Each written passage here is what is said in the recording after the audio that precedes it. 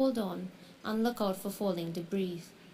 Once the shaking stops, exit the building in a calm and orderly manner and gather at the assembly area where you will receive further instructions. Thank you very much. Now, while there are no safety drills today, we do know all around Trinidad and Tobago there are heavy rains. So, as in part of our prayer that will come later, we will pray for the safety of all those who are on their way to the symposium. I ask you to let's stand for the national anthem.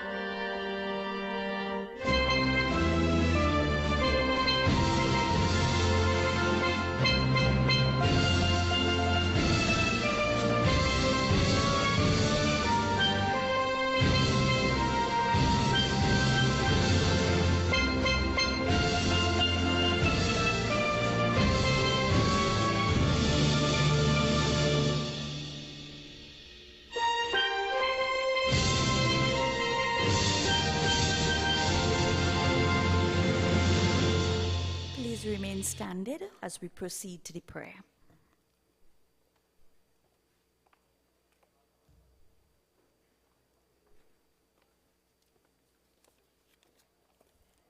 Pleasant good morning, everyone.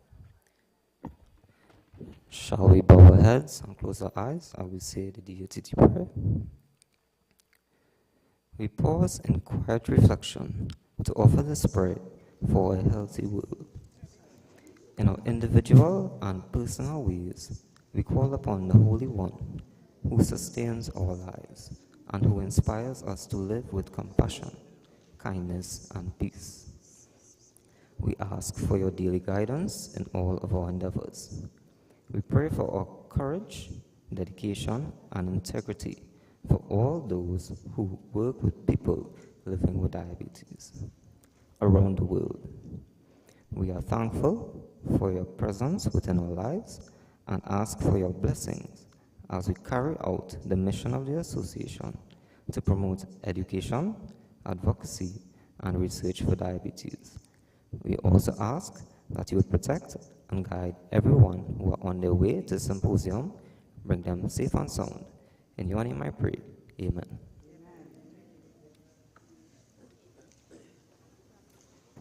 You may have your seats. Again, on this cold, rainy day, I thank you for taking the time and the effort to join us here back today at our physical symposium. We had the symposium the last 2 years virtually, and this year we are so pleased to have so many people registered. We know a number of them are on the way. This symposium is very important to everyone, not only here, but those viewing on the live stream and around the world. Because at today's symposium, we are going to be led by experts in their field, educating us today to protect us for tomorrow. The theme for World Diabetes Day that we just commemorated on November 14th. I am, as I mentioned, Dr. Safia Mohammed, and I already had some of the attendees coming up to me and saying they listened to me on the radio. Yes, we have had many platforms of being able to amplify this message through the incredible collaboration with Guardian Media, the entire TBC network, the CNC3 team, I am your health editor at Guardian Media, and we also have a radio program on the TBC network. And on Thursdays, the Diabetes Association, through the diligent work of Andrew Danu, our president, also there's a radio program on freedom. So we invite you to continue having this message being amplified in those platforms. Without further ado, I have the opportunity to introduce someone that is no stranger to everyone here, Mr. Andrew Danu, the president of the Diabetes Association. He holds many hats, too many for me to address at this point. So without further ado, we will invite him to the stage to bring the president's greetings.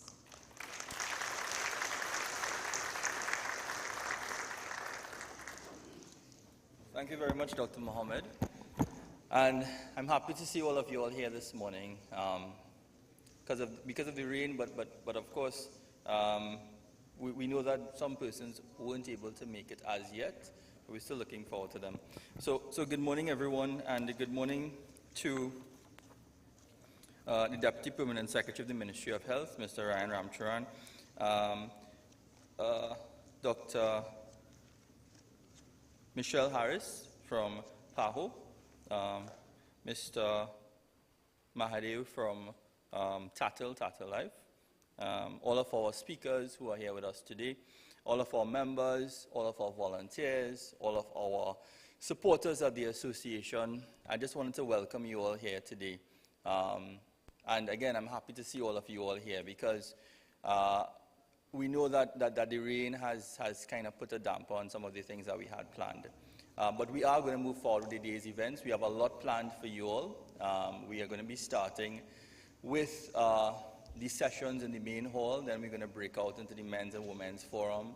We have our lecture room, our exhibition room where we have exhibitors. So you'll be able to experience all of that as well. The event is also being streamed live, so those who can't make it today can also be able to join us like that. This is November Diabetes Awareness Month, and we have this activity at the end of the month, which is the Carlton Phillip Diabetes Symposium. This symposium is named after Mr. Carlton Phillip, who was one of our past presidents. He's no longer with us. He departed this world about a year and a half ago.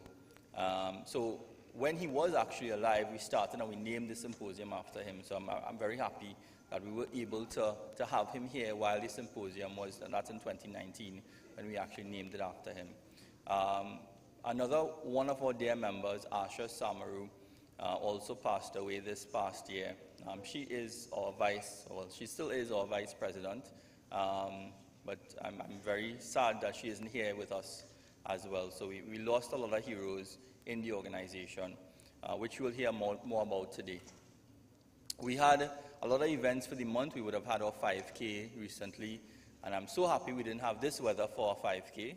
We had some very, very, very hot sun, so everybody was out there, and we had 1,000 persons there, and we actually made the largest human blue circle in the Caribbean, in the Western Hemisphere. I'm trying to figure out if it's in the world. I have to confirm with IDF, but I'm hoping that it is, and if not, we're going to break that record next year with the help of Tatil, 3,000 persons.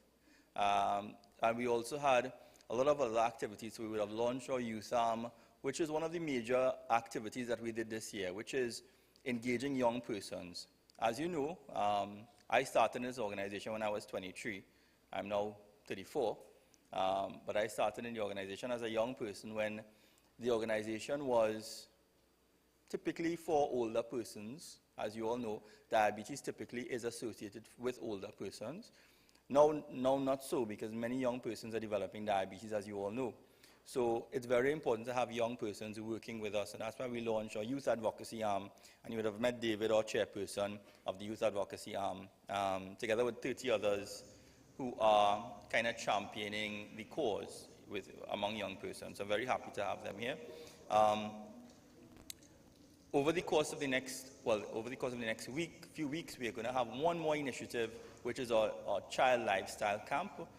It's something that we started in 2019, and we're going to continue it this year with the help of the Ministry of Health. And we are going to be doing that camp for overweight children, children who are at risk for diabetes. So that's the camp that we're going to have just before Christmas time. I just want to, again, thank you all for being here and partake in everything that we have for you. In particular, and I wish the minister was here, the minister sends his apologies. He's flooded and he can't make it out of his home. But I really wanted him to be here because I know at the Ministry of Health we're advocating for influenza vaccines now, and especially for persons living with diabetes. We have some nurses here who are giving influenza vaccines. I'm going to take my flu shot today. I haven't been able to as yet. I haven't gotten around to it, but I want everybody who hasn't taken their flu shot to take it. It's going to protect you, and we have it available here for you for free. So I'm taking mine, so I hope all of you all follow me as well and take your flu shots. So thank you again. I'll hand you over back to Dr. Mohammed, and thank you, Dr. Mohammed, for doing this for us. Thanks, everybody.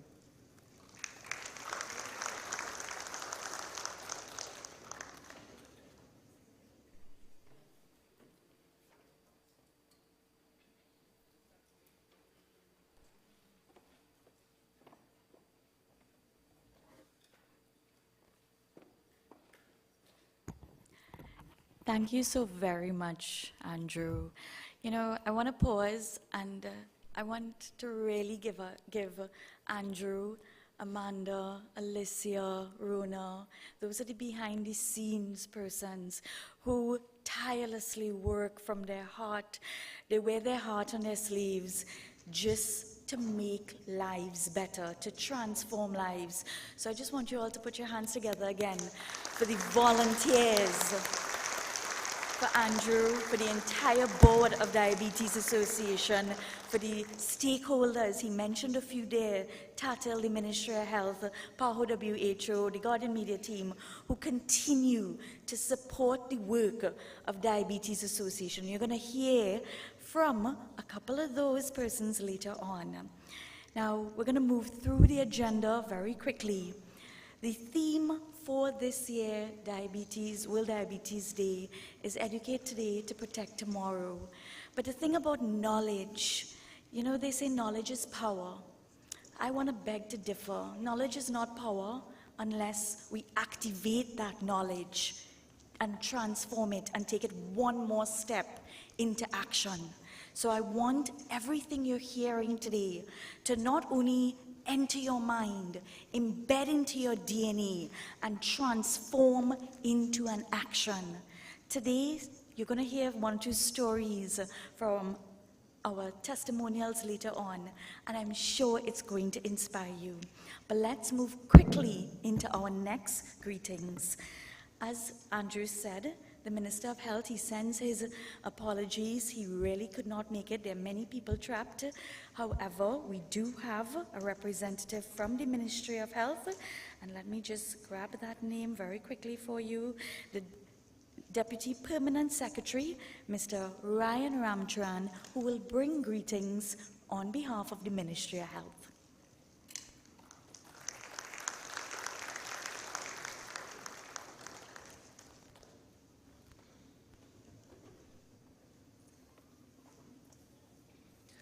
Good morning, everyone, and all protocols observed. Firstly, again, let me convey Minister's apology. He had planned to be here. All of the background work at the Ministry of Health, his speech, etc., was ready, so he was definitely committed to be here. So he, again, sends his excuses, and I am confident that the ministry and our minister is very committed to this particular project, as well as the drive towards reducing non-communicable diseases in Trinidad and Tobago. Our theme this year, as communicated earlier, speaks to that of education. And our minister has been collaborating, working closely with key stakeholders such as the Diabetes Association to continue to share in that education, build in that knowledge base so that we can achieve those national targets. So Again, apologies. I am assured that our minister will continue to support and that the ministry will continue to support initiatives such as these as we continue to collaborate, as we continue to communicate at a national level to build towards overcoming the burden of NCDs in Trinidad and Tobago. Thank you very much, and I wish you the very best in today's proceedings. Thank you.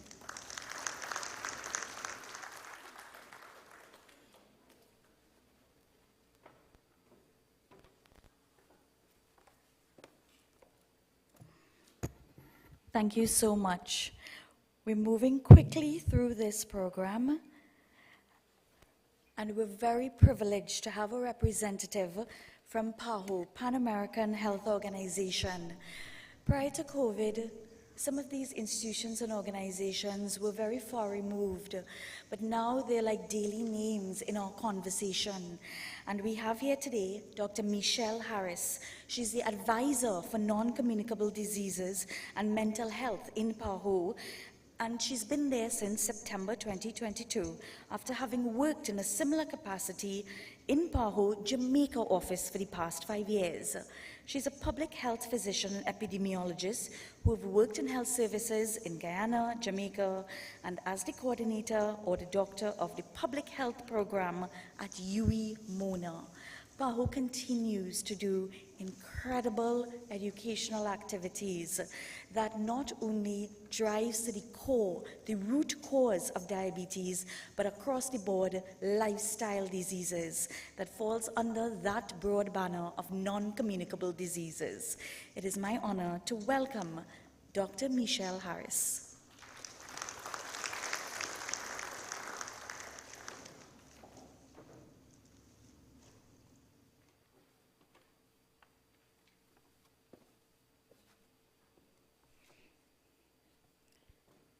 Good morning, everyone. Dr. Safia Mohammed, Symposium Chair. Mr. Andrew Danu, President of the Diabetes Association of Trinidad and Tobago. Mr. Ryan Ramcharan, Deputy Permanent Secretary within the Ministry of Health. Other distinguished members present here and presenters. Participants all who braved the weather to be here this morning. I bring you greetings on behalf of Dr. Erica Wheeler, who is the PAHO WHO representative in the PAHO Trinidad office. This morning, Dr. Wheeler couldn't be here because she is committed to another event. You may know that violence against women is being celebrated today as well. However, within my portfolio of non-communicable diseases and mental health, I'm representing the organization this morning. I also greet you on behalf of Dr. Carissa Etienne, who is the PAHO WHO Director based in our Washington, D.C. head office. Diabetes is a chronic disease that affects 1 in every 11 persons over the age of 18 years globally. Its prevalence has been rising, and rising more so in middle and low-income countries. And type 2 diabetes is particularly associated with the obesity. As you are all aware, and this is nothing new to persons here as a part of the Diabetes Association, it is a major contributor to blindness, kidney failure, heart attacks, stroke, lower limb amputation, and premature mortality. Its impact on the social and economic well-being of the people is significant. And once it affects the people, it affects the nation, it affects the economy of the nation. What we have come to recognize as well is that diabetes affects the immunity of persons, and particularly this was highlighted during the COVID pandemic, when we saw that those with diabetes were up to 3 times more likely to have severe symptoms or to die from COVID-19. We at the Pan American Health Organization take note with concern that in the Caribbean and the region of the Americas, 3 to 4 of every 10 persons with diabetes are undiagnosed. And of those who are diagnosed, 50 to 70% do not have their diabetes well controlled. I'm happy that I'm speaking in a forum here where persons are committed and are working to change that. The cost of health care for people with diabetes is also greater than for others who do not have diabetes. It is said to be 2 to 3 times higher, the cost among their peers. And even when care is free at the point, of care, there are other costs. Lost days at work, costs for the relatives who have to take the time off, and from hesitation to becoming involved in certain areas because of their this condition. The good news is that it is possible to prevent diabetes because we know what are the risk factors. And I must pause to say, be talking about type 2 diabetes, which is the more common one. We know that type 1 is a little different in terms of the etiology. So we can prevent the onset of diabetes, type 2 diabetes, or delay and avoid some of the complications associated with diabetes. What is the Pan American Health Organization doing?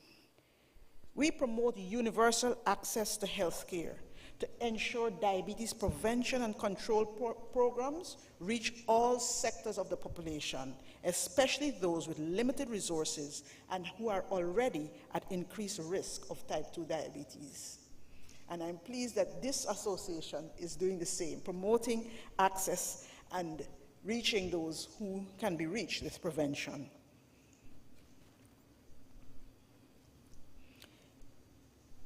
As you are aware, the Pan American Health Organization has worked with the Ministry of Health to roll out what we refer to as the HEARTS program, which has the focus on prevention and control of hypertension, which is a major risk factor for cardiovascular disease. We are continuing our dialogue with the Ministry of Health to expand this. So HEARTS that is now being offered in each of the 100+ health centers in the public sector. We are also looking at what we refer to as HEARTS-D. So we're going to move into the diabetes component of this HEART program. It's still in the early days, but that is some of the work that we are doing. Additionally, Trinidad has been identified as one of only 6 countries in the region of the Americas. In fact, it's the only English-speaking country that will benefit from the WHO PAHO Accelerated Obesity Prevention Program. We all know that obesity is a significant risk factor for diabetes. And so we are in the early days yet, but this program from the World Health Organization is one where we're looking to arrest the increase of obesity. And Trinidad has been selected, and with that comes technical support and financial support to be able to address the obesity epidemic that is sweeping our countries all across.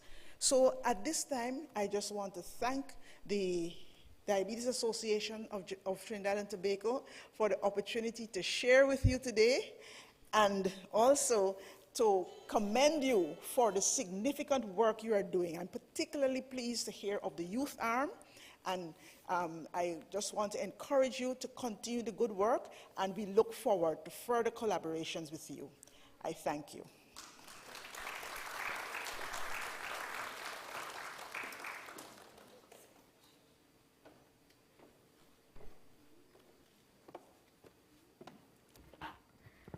Thank you so much, Dr. Michelle Harris.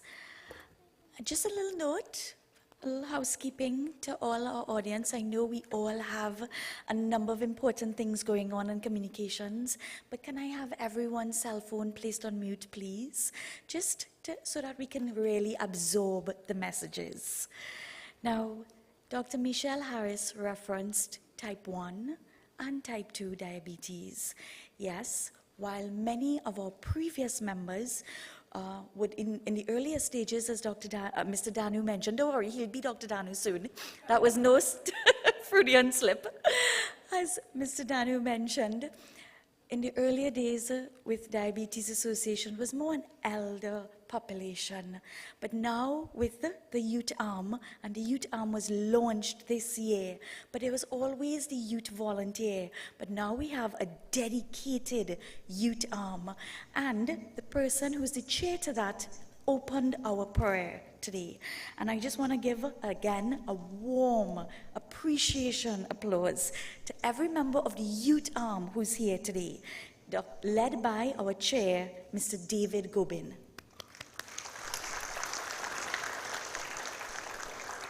We're going to jump into even younger than that.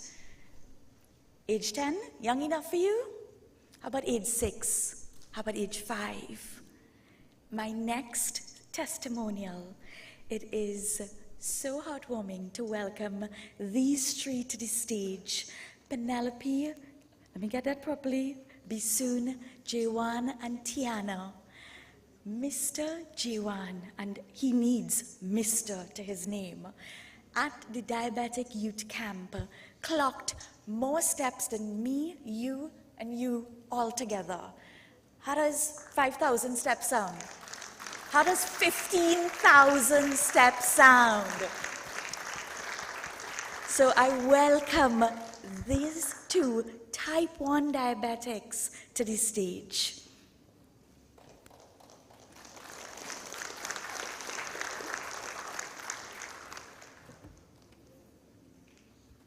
Hi, good morning, everyone.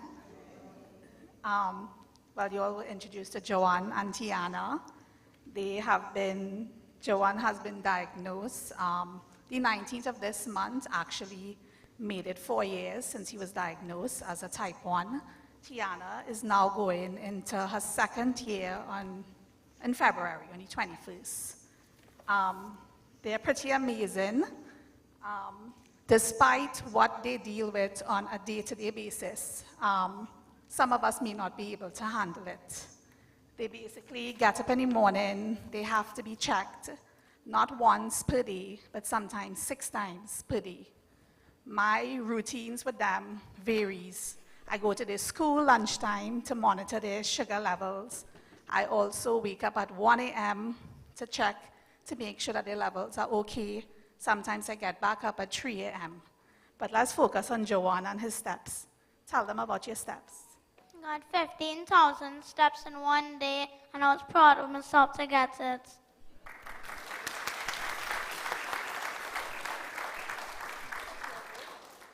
And I also got an award for the most active camper.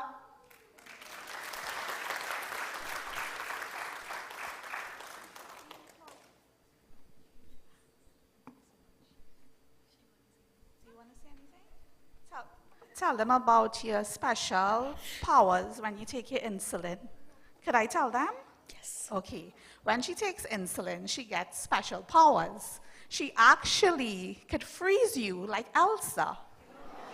So the scenario of that on a morning, if I'm frozen, I need Joanne to unfreeze me because I get nothing done.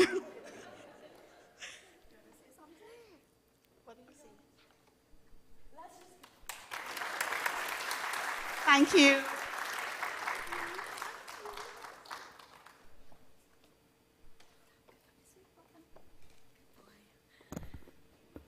I promised you inspiration.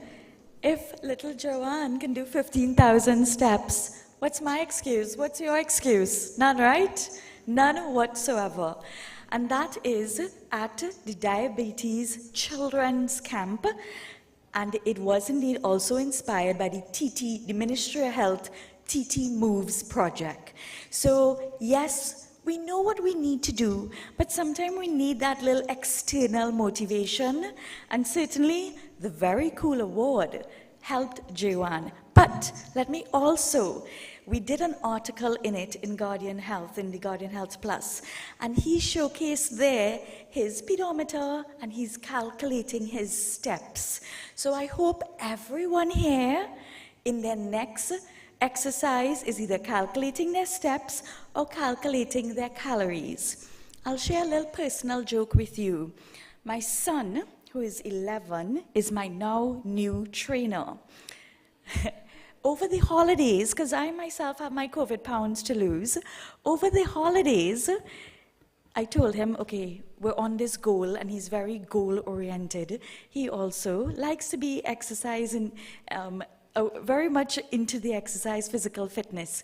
So he asked, Mommy, if I'm your trainer, I should be paid, right? So I said, okay, no problem.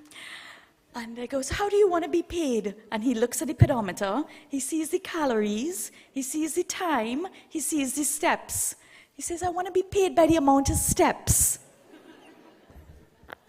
We all need motivation. We hope today that every single one of you is going to try. Joanne, you think they could beat your record? But we certainly can try. So can we commit to everyone taking up that challenge? Let's start with 2,000, 5,000 steps. 5,000 steps a day. If we can make it to 6,000 steps, even better. 10,000 steps in a week, even better. Do you know if you're exercising for 30 minutes a day, just 30 minutes, or 90 minutes cumulatively in the entire week, you can prevent not only the onset of diabetes, but other lifestyle disease, cardiovascular diseases, prevent some of these long-term complications. So are we all on this challenge? Yes?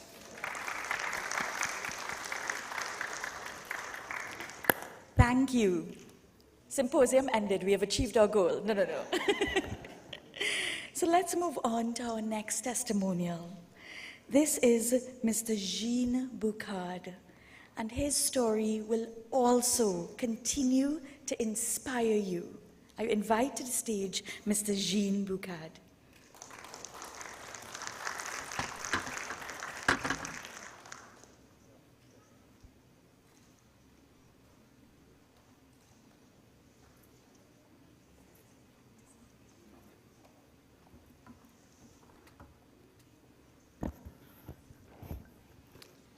Morning, everyone. All protocols observed. Greetings to everyone. Well, I kind of just got thrown for a loop because I'm following Joanne, who took 15,000 steps, and I'm in a process of just trying to take one step daily. On November 29, 2020, I suffered a freak injury, a significant burn to my right foot. The complications from diabetes led to an amputation on my right leg, 6 inches below my knee. Because of the complications from diabetes, my foot at the top did not heal. The sole, the side, the back. Over the course of 4.5 weeks, we went from the removal of one toe to the removal of all 5 toes to the full amputation below my knee.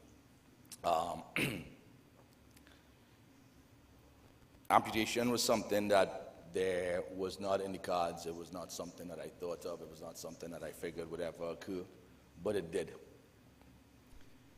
Through the Diabetes Association of Trinidad and Tobago and Andrew, he guided and addressed my concerns and then asked me to become a champion for the Diabetic Association of Trinidad and Tobago.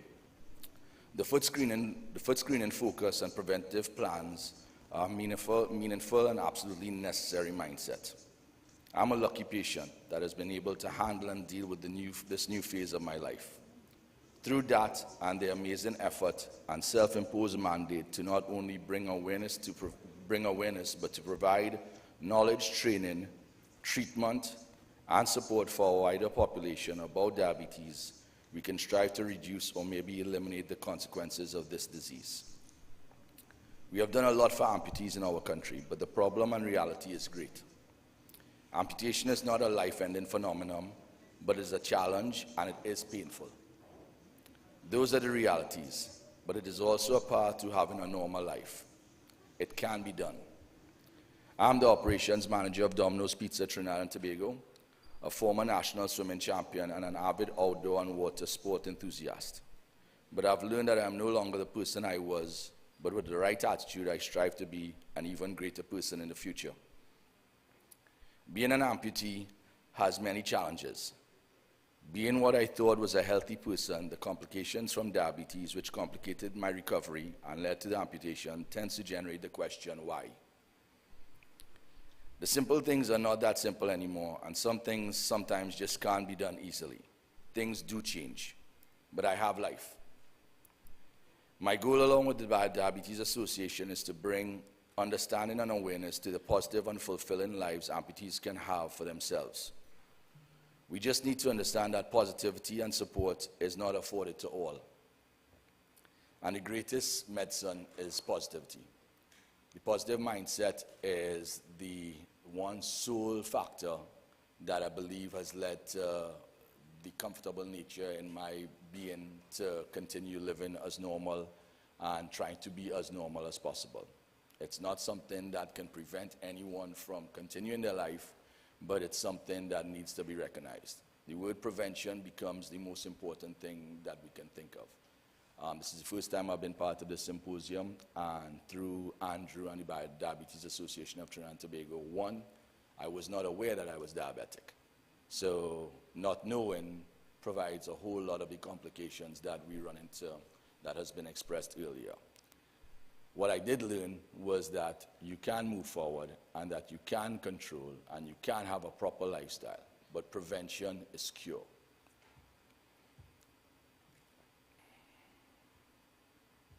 Okay, well, I've lost that. So what I can say is this, because when I saw the program today that talked about amputation and life after, I can't say that it's doable. I can't say that life is available to me and I have it, and what you do is you live and you learn. What I have to do and what I am part of and what Andrew has asked me to be a part of, the Diabetes Association of Trinidad and Tobago, and be a champion, is for us to bring awareness to those that do not know and do not understand. And that is the most important part of what we can come out of today. If there's a way that at some point in time we can eliminate and eradicate this disease, it's all I have become focused on doing. So having a prosthesis does not end life, it enhances it. And I hope that I can continue working with the Diabetes Association of Trinidad and Tobago to explain and share my experiences and share what I've been through so that people know that it's not something that cannot be achieved and that life continues. I wish congratulations to everybody else on the panel today, and thank you very much.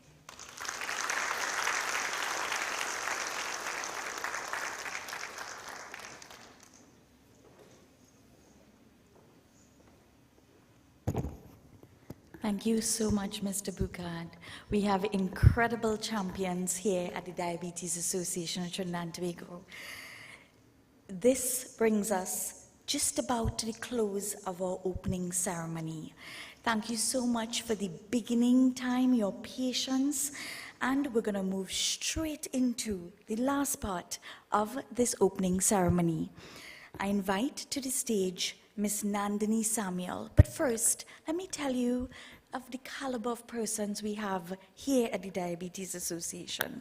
She's a registered dietitian, a dietitian nutritionist on the board of the Diabetes Association, with her main goal to bring about that improved awareness and contribute to making Trinidad and Tobago a healthier nation, empowering persons to lead that healthy lifestyle, not just physically, but mentally and socially as well.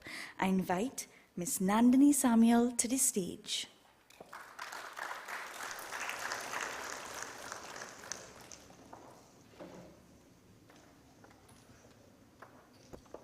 Good morning, everyone. So personally, this is one of my favorite parts of any program. And I think it's always necessary to try to thank persons and acknowledge them for the work they do throughout the years. So let's first start by calling our lovely Executive Secretary, Ms. Jenilyn Hamlin Raphael, to the stage.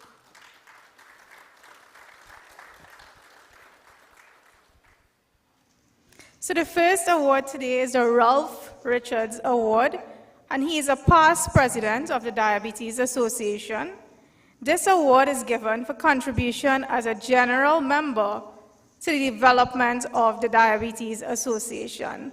So drum roll, please. The first award goes to Mrs. Malawati Maharaj Dani.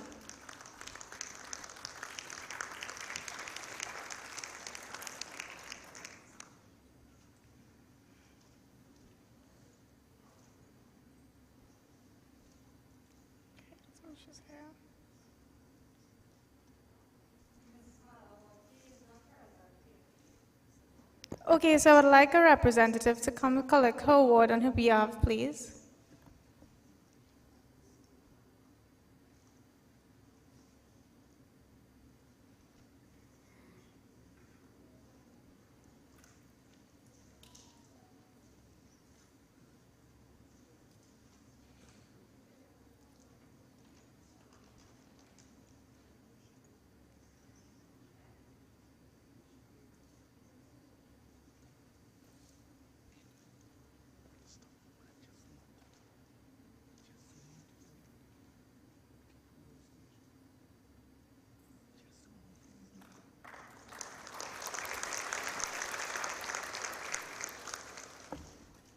Thank you. So next we have the Theodosius Poon King Award for Pioneer Diabetes Research and Medicine. This award is for contribution as a medical scientific member to the development of the Diabetes Association. The winner of this award goes to Ms. Melissa Mohammed.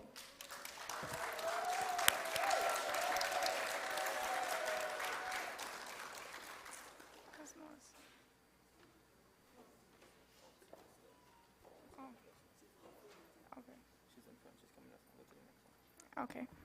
So let's move on quickly to the Zubida Ragbir Singh Award, who is a past president of the Diabetes Association and started the camp for children and diabetes. This award is for a supporter of the Diabetes Children Camp and Diabetic Youth Support Branch. The winner of this award goes to Mrs. Lisa Roberts.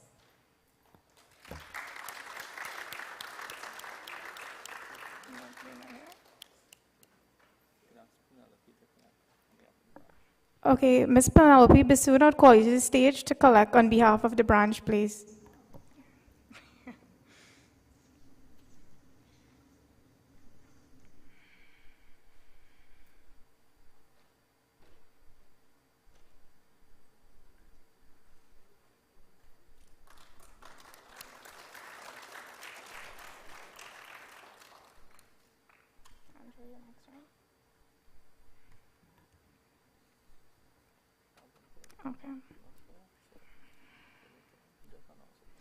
Okay, so we also have the Carlton Phillip Award, who is also a past president of the Diabetes Association, who advocated for the development of work in Tobago. This award goes to Mrs. Maud Guy Kwamina, who is not here. So next we would quickly move on. She's here? Oh, she's outside. She's not here. No. Okay, so apologies, everyone. I just have to assist Nandini because some of the persons who were supposed to be here are delayed or they're not here. Maud was trying to get a flight from Tobago, but she wasn't able to this morning.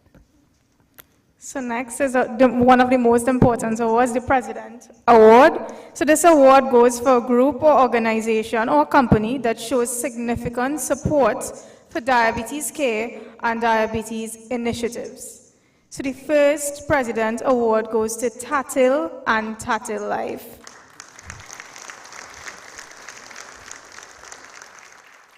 Tatil and Tatil Life has partnered with the Diabetes Association since 2019.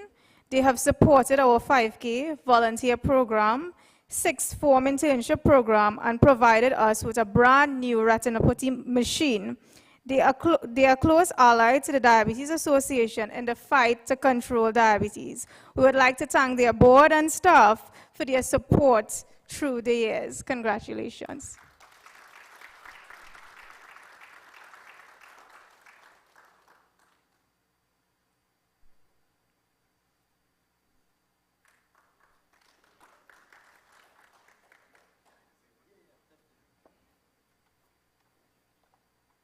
you. All protocols observed. Thank you so much for this award. On behalf of the, I bring greetings and wishes from the Tatil and Tatil Life family. I must say I was part of the 5K, and there I was, feeling proud of my 6,000 steps. And I'm also so happy and proud, to be part of the youth program. And I consider myself youth because, for us 60 and under, we are still youth. And we at Tatil and the Tatil Life family, we will continue to support the cause and the association. And to show you so much, I fear the weather, and here I am today. Okay. So thank you so much, and we look forward to continued support. Thank you so much again.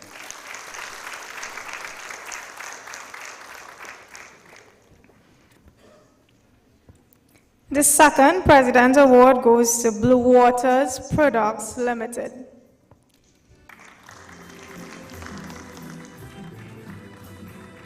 Blue Waters Products Limited has worked with DATT since 2017. We began our endorsement of the Blue Waters premium water in a bid to promote increased water consumption in Trinidad and Tobago. Blue Waters have also supported every DATT event since then with products and financial contributions. We are so grateful for the support and look forward to working with the staff and company. Thank you. Good morning, everyone. All protocols observed as well. I feel very privileged, but yet humbled to be part of this noble organization, the Diabetes Association, in terms of assisting in whatever way we could at Blue Waters Limited. We would like to thank the management and staff of the Diabetes Association as well for acknowledging us year after year. It's a tremendous success what you all are doing in the country, and continue the great work. Thanks again.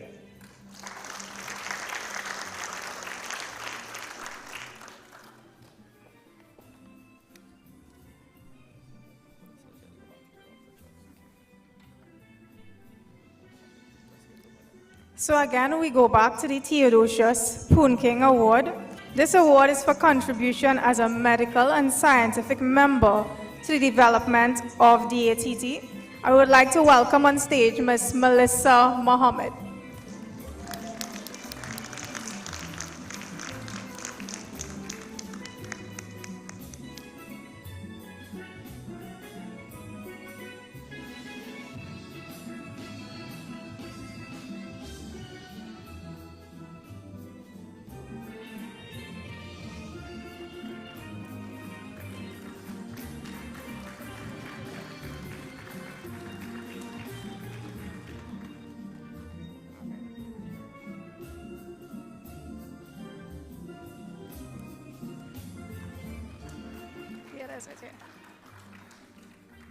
Next, we have the Asha Samaru Volunteerism Award. Asha Samaru is our first vice president who departed this world earlier this year, and she was an advocate for volunteer programs. She always saw the need to expand our reach through volunteerism. This award is given in her memory. So this award is for someone who shows significant support for diabetes care and diabetes initiative. So the very first award goes to Mr. Renard Ramnath.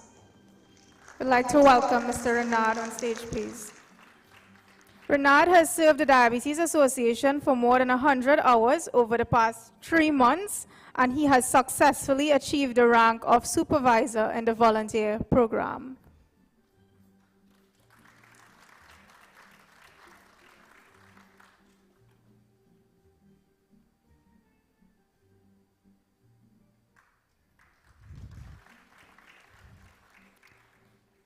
For the second Asha Samaru Volunteerism Award, we have Mr. Arvinda Bharat. Arvinda has also served DATT for more than 100 hours and has successfully achieved the rank of supervisor.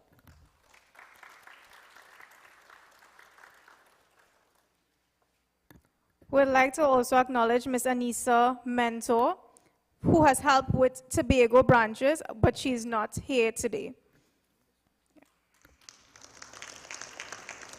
So I just want you all to give them a really big round of applause because these are volunteers who started less than 3 months ago, and they've already accomplished 100 hours of volunteerism. So these are the first supervisors in the volunteer program because they've accomplished 100 hours, but we have many more volunteers who are going to be coming up into the program as well. So I'm very, very proud of you all. Okay, so next we have tokens of appreciation for some of our lovely guests this morning who have graced us with their presence and taken time off their very busy schedule to be here with us. So I'd like to call on stage Dr. Michelle Harris.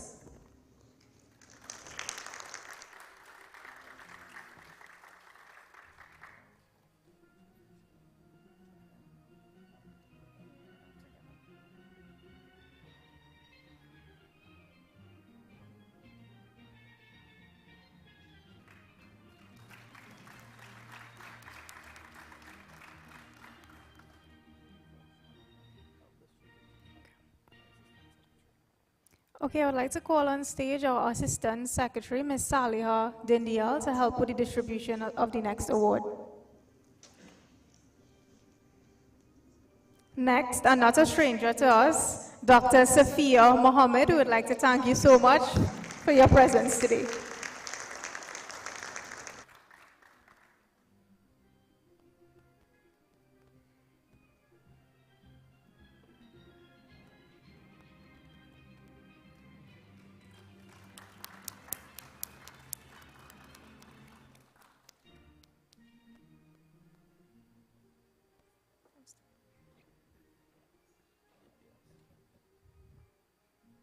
And last, we have Dr. Ryan Ramcharan. We would like to call you on stage, please.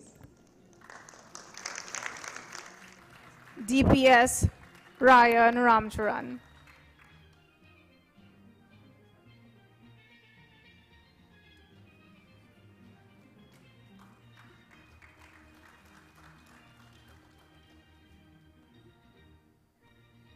That brings us to the end of our award presentation, so I'd like to ask Dr. Mohammed to come back on stage, please.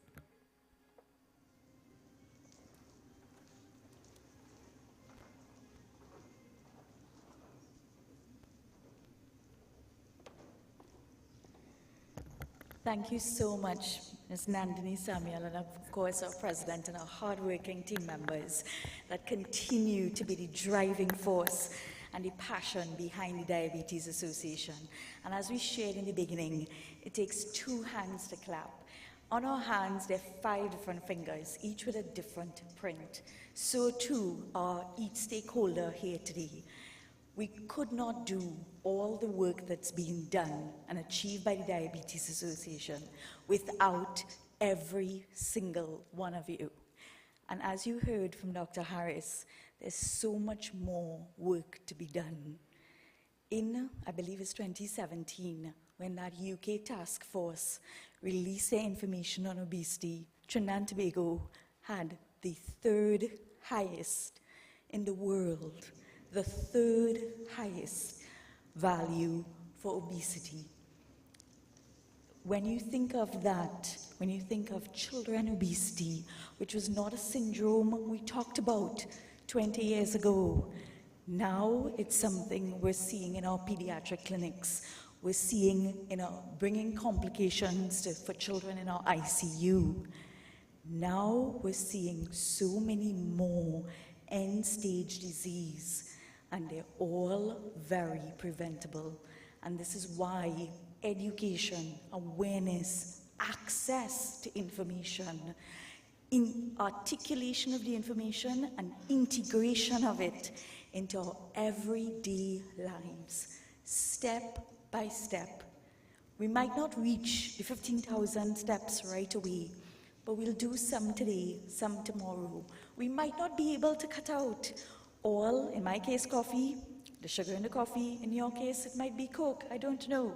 We mightn't be able to cut it out all one time, but we can start doing healthy substitutes, making those steps each day. And I know everyone here already is aware of that. So I want you to take that message to someone else. Each one here, you're now a diabetes ambassador, an agent for change. So we want you to take that message and activate.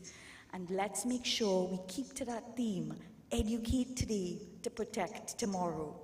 We bring this first segment to a close. We'll take a 5-minute break and return back at 10:45 for the sessions. Thank you so much, everyone.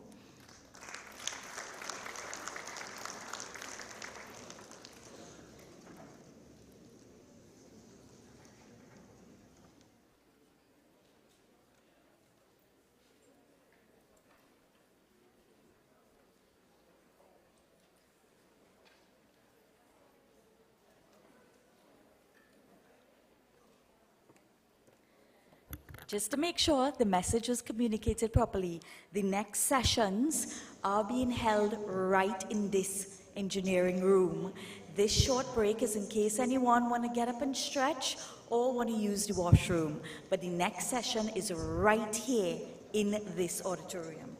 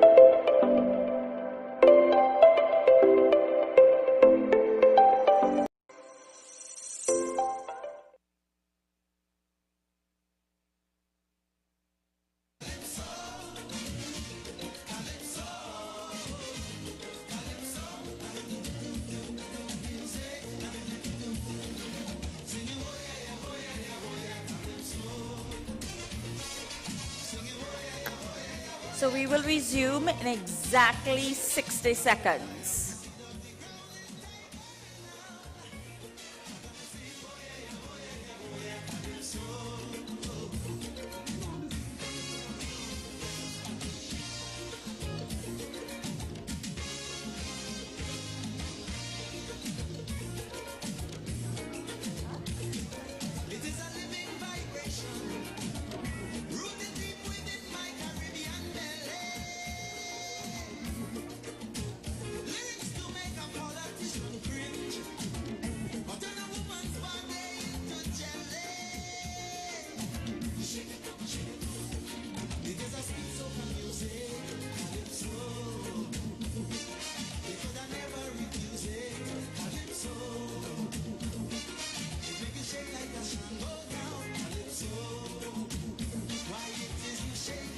Can I ask everyone to return to their seats, please, as we go straight into our second segment.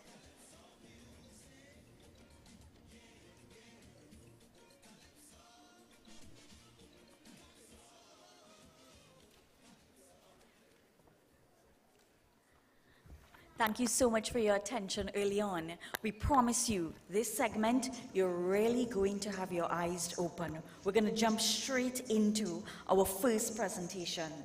A name that is also one that you're not unfamiliar with. Dr. Anissa Ragbiru currently works at the Cova Medical and Multi-Training Facility caring for COVID-positive patients as a consultant physician and head of department there at the Department of Medicine. She has completed 2 years international training fellowship in diabetes and endocrinology at the Royal College of Physicians, Edinburgh, and at Royal Gwent Hospital in Wales. Specialty certificate exam in diabetes endocrinology, postgraduate diploma in endocrinology with distinction, membership to the Royal College of Physicians, and 2010 graduate Bachelor of Medicine. She's here to present to you what's new in diabetes medicine.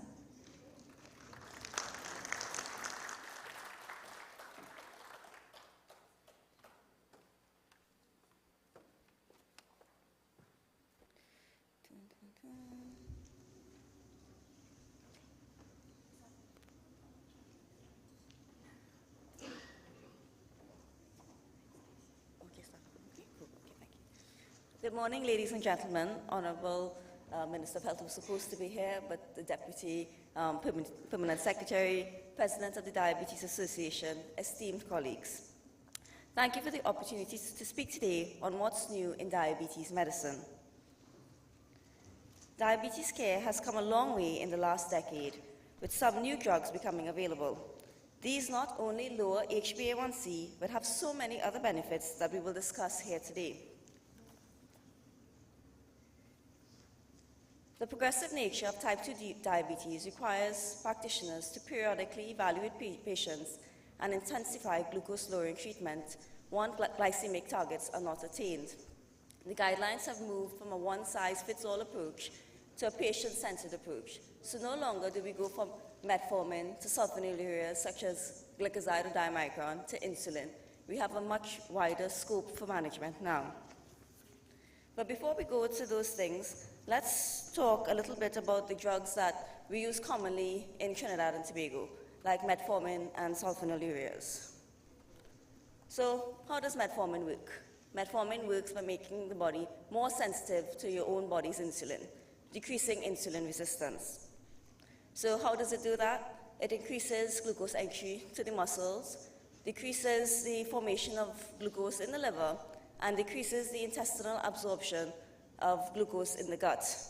The benefits include there's no weight gain. In fact, some patients might have a little bit of weight loss, no hypoglycemia, and unfortunately there are some GI side effects, but with little tricks, we may be able to help with those things. So moving on to the sulfonylureas. How do these work? These work by making your pancreas secrete more insulin. So that doesn't sound like such a good thing, does it? So because of this, while it does lower HbA1c, it causes undesired weight gain, which is antagonistic to the treatment of type 2 diabetes. And it also raises the possibility of having low blood sugars. Also, by making the pancreas work harder, to make more insulin, this leads to eventual burnout of the pancreas. And this eventually leads to patients needing to go onto insulin and requiring large doses of insulin to manage their diabetes because of the insulin resistance that develops over time using these sulfonylureas.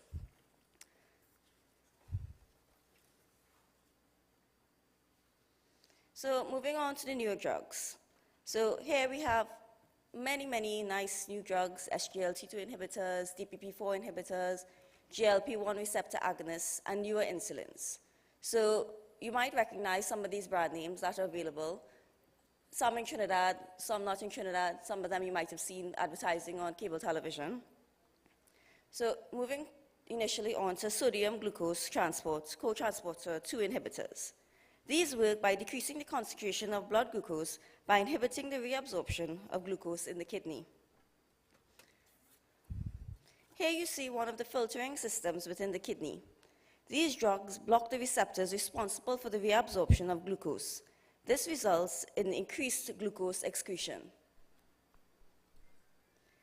With increased glucose in the urine, this not only lowers the HbA1c, but it also decreases calories, which results in some weight loss, approximately 2 to 3 kilograms of weight loss before it plateaus. Decreased glucose and uric acid also leads to decreased plaque formation in the blood vessels. While taking the glucose in the urine, it also takes sodium. This results in improved blood pressure. There's also improved blood pressure and pressures within the filtering system within the kidney, which also helps prevent progression to severe kidney disease. As a result of how this drug works, there were significant reductions in non-fatal heart attack, non-fatal stroke, cardiovascular death by approximately 14%, reduction in heart failure for hospitalization, hospitalizations for heart failure, 33 to 39%, and improved spilling of the protein in the urine, resulting in delayed progression to severe kidney disease. There's improved cholesterol profile and improved fatty liver disease, which is actually one of the leading causes of liver failure in the world today. Ultimately, there's an improvement in total body insulin sensitivity by approximately 17%. Because of how the drug works, there are potential for side effects. Yeast infections in both female and male patients, and urinary tract infections. Some patients have increased urine output initially, but this normally regularizes somewhat after about 2 weeks. Some patients can develop too much acid in the blood in what is known as diabetic ketoacidosis, or DKA, and this can happen even when the blood glucose is normal. If this is not identified early, it can be very dangerous. However, this is a rare complication. Things to know before starting a SGLT2 inhibitor. Do not start if the HbA1c is greater than 11%. You could start after you bring a certain level of control to the blood sugars. Drink 6 to 8 glasses of water each day so you do not become dehydrated. If you get a stomach flu or food poisoning, stop taking the medication until your oral intake is normal again. If your oral intake is decreased due to any reason, example, if you're fasting in Ramadan or having a planned dental procedure, stop this medication until your oral intake is normal again. So this is to prevent things like the acidosis in the blood that we were discussing earlier. If you get a yeast infection or urinary tract infection, contact your doctor for treatment. So now we move on to DPP4 inhibitors. These help regulate the release of insulin and glucagon in the pancreas. In response to food, the gut makes hormones called incretins. These incretins promote insulin and decrease glucagon. They are namely called GIP and GLP-1. So if you can imagine that this incretin response is very helpful, but in type 2 diabetes, the response is diminished, resulting in further hyperglycemia. These DPP4 inhibitors block the breakdown of enzymes, which results in prolonged incretin activity, leading to improved glycemic control. So what do insulin and glucagon do? Increase in insulin with this drug causes increased muscle glucose uptake, lowering the blood glucose level. And also the glucagon, decreasing glucagon secretion, decreases the hepatic glucose production, the production of glucose in the liver. So what are the benefits of these drugs? So these include improvement of the HbA1c. It's weight neutral, so that's great. You're not going to put on any weight with it. Minimal to no risk of hypoglycemia, which is a low blood sugar. Can be used in kidney disease and reduces the glucagon in the blood. Moving on now to glucagon-like peptide receptor agonists. These are injectable glucose-lowering medications and are approved for the treatment of patients with type 2 diabetes. These drugs provide levels of GLP-1 receptor agonism, many times that of the GLP-1 that we talked about in the previous slides. So what are the benefits of these kinds of drugs? You have lots of weight loss. Actually, some of them are approved for the treatment of just weight loss, even without diabetes. They cause reductions in blood pressure, also reductions in heart attack, non-fatal stroke, and cardiovascular death by 13 to 26%. Improve renal outcome by reductions in the amount of protein being spilled in the urine, improvement of the cholesterol profiles, and activates several anti-inflammatory pathways, including reductions in oxidative stress, and also beneficial in fatty liver disease.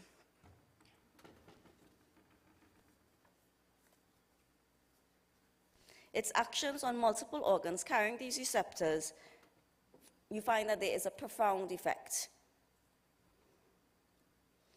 So the potential side effects of these drugs include nausea and occasional vomiting, which are usually mild to moderate and transient, and rash or redness at the injection site, because it is an injectable drug.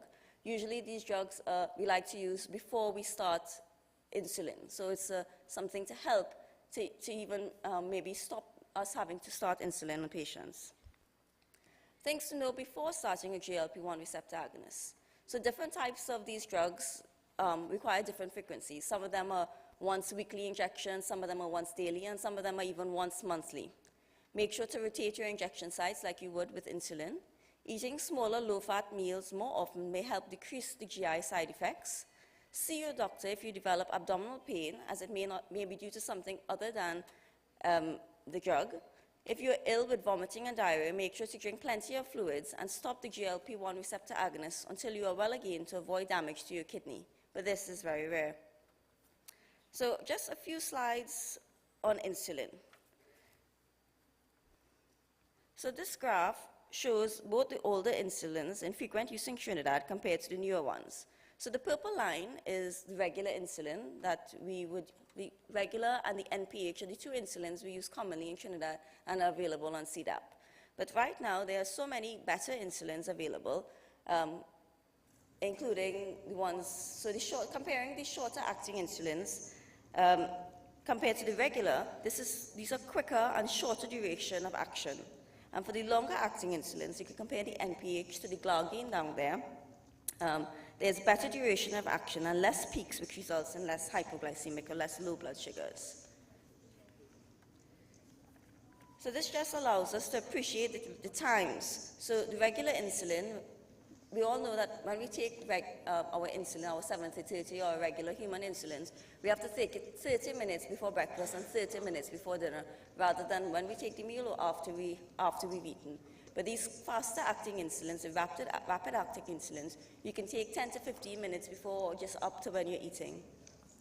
For the NPH, which is our insulin N that we use, which we take twice daily, these require more injections. Their onset is 2 to 4 hours, whereas the newer onset of actions of the newer insulins are 1 to 2 hours with no peak, so less hypoglycemia. So what's the benefits, again, of these newer insulins? They're available as pens. They do not need to be stored in a fridge and be carried around on a person. So this is extremely helpful, even for people with type 1 diabetes, so they could carry on with and not limited by the activities of daily living. They could go to a restaurant and take the insulin. They could go play sports. They could go liming and still be able to be like everyone else and not have to be like, oh my God, where's the fridge? I don't have a fridge to keep my insulin in.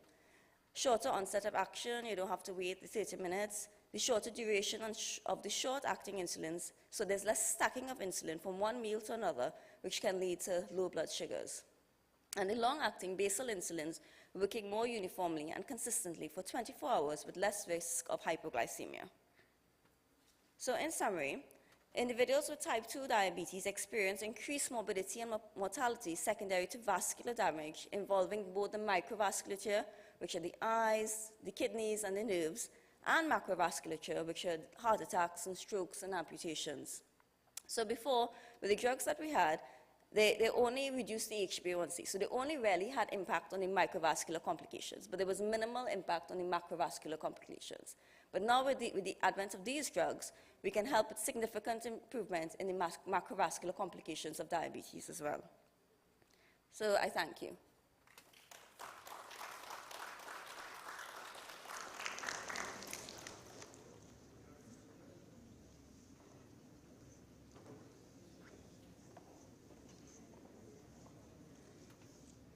Thank you so much, Dr. Ragbir. While there are several new changes happening in the field of the medications, we also are very privileged to be able to have experts like this among us, to be able to break it down so simply. Dr. Ragbir is a leader in her field, and we're, again, very humbled to have you here. We're going to move straight on to our next presentation. But before I move on to that next presentation, I did hear some phones beeping off, and my phone was one of those that beeped off. So we are going to make some adjustments to this presentation today, this symposium today. This is because of what we're getting on our phones. And I want to ask you to just have a little patience as we go through these changes. There has been a national alert in light of the weather.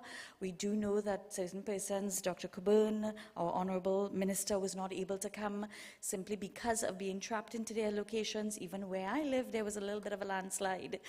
At about, 10, 15 minutes ago, national alert was issued. We are currently experiencing a weather emergency, excessive rains. Citizens are requested to be very alert.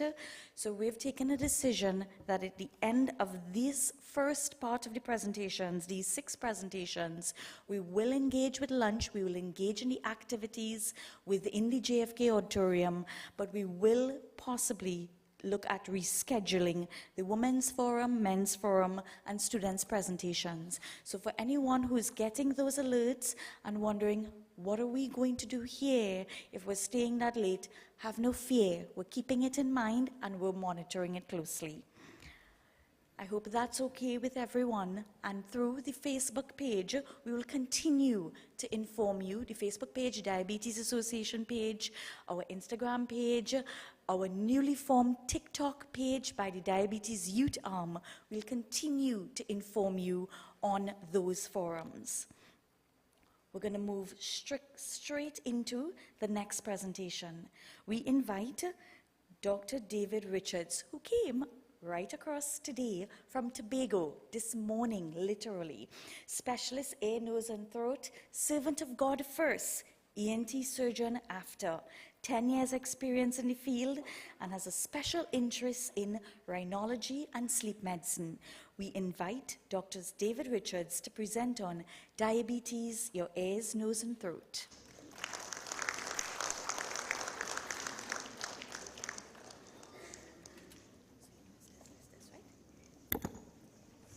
Hi.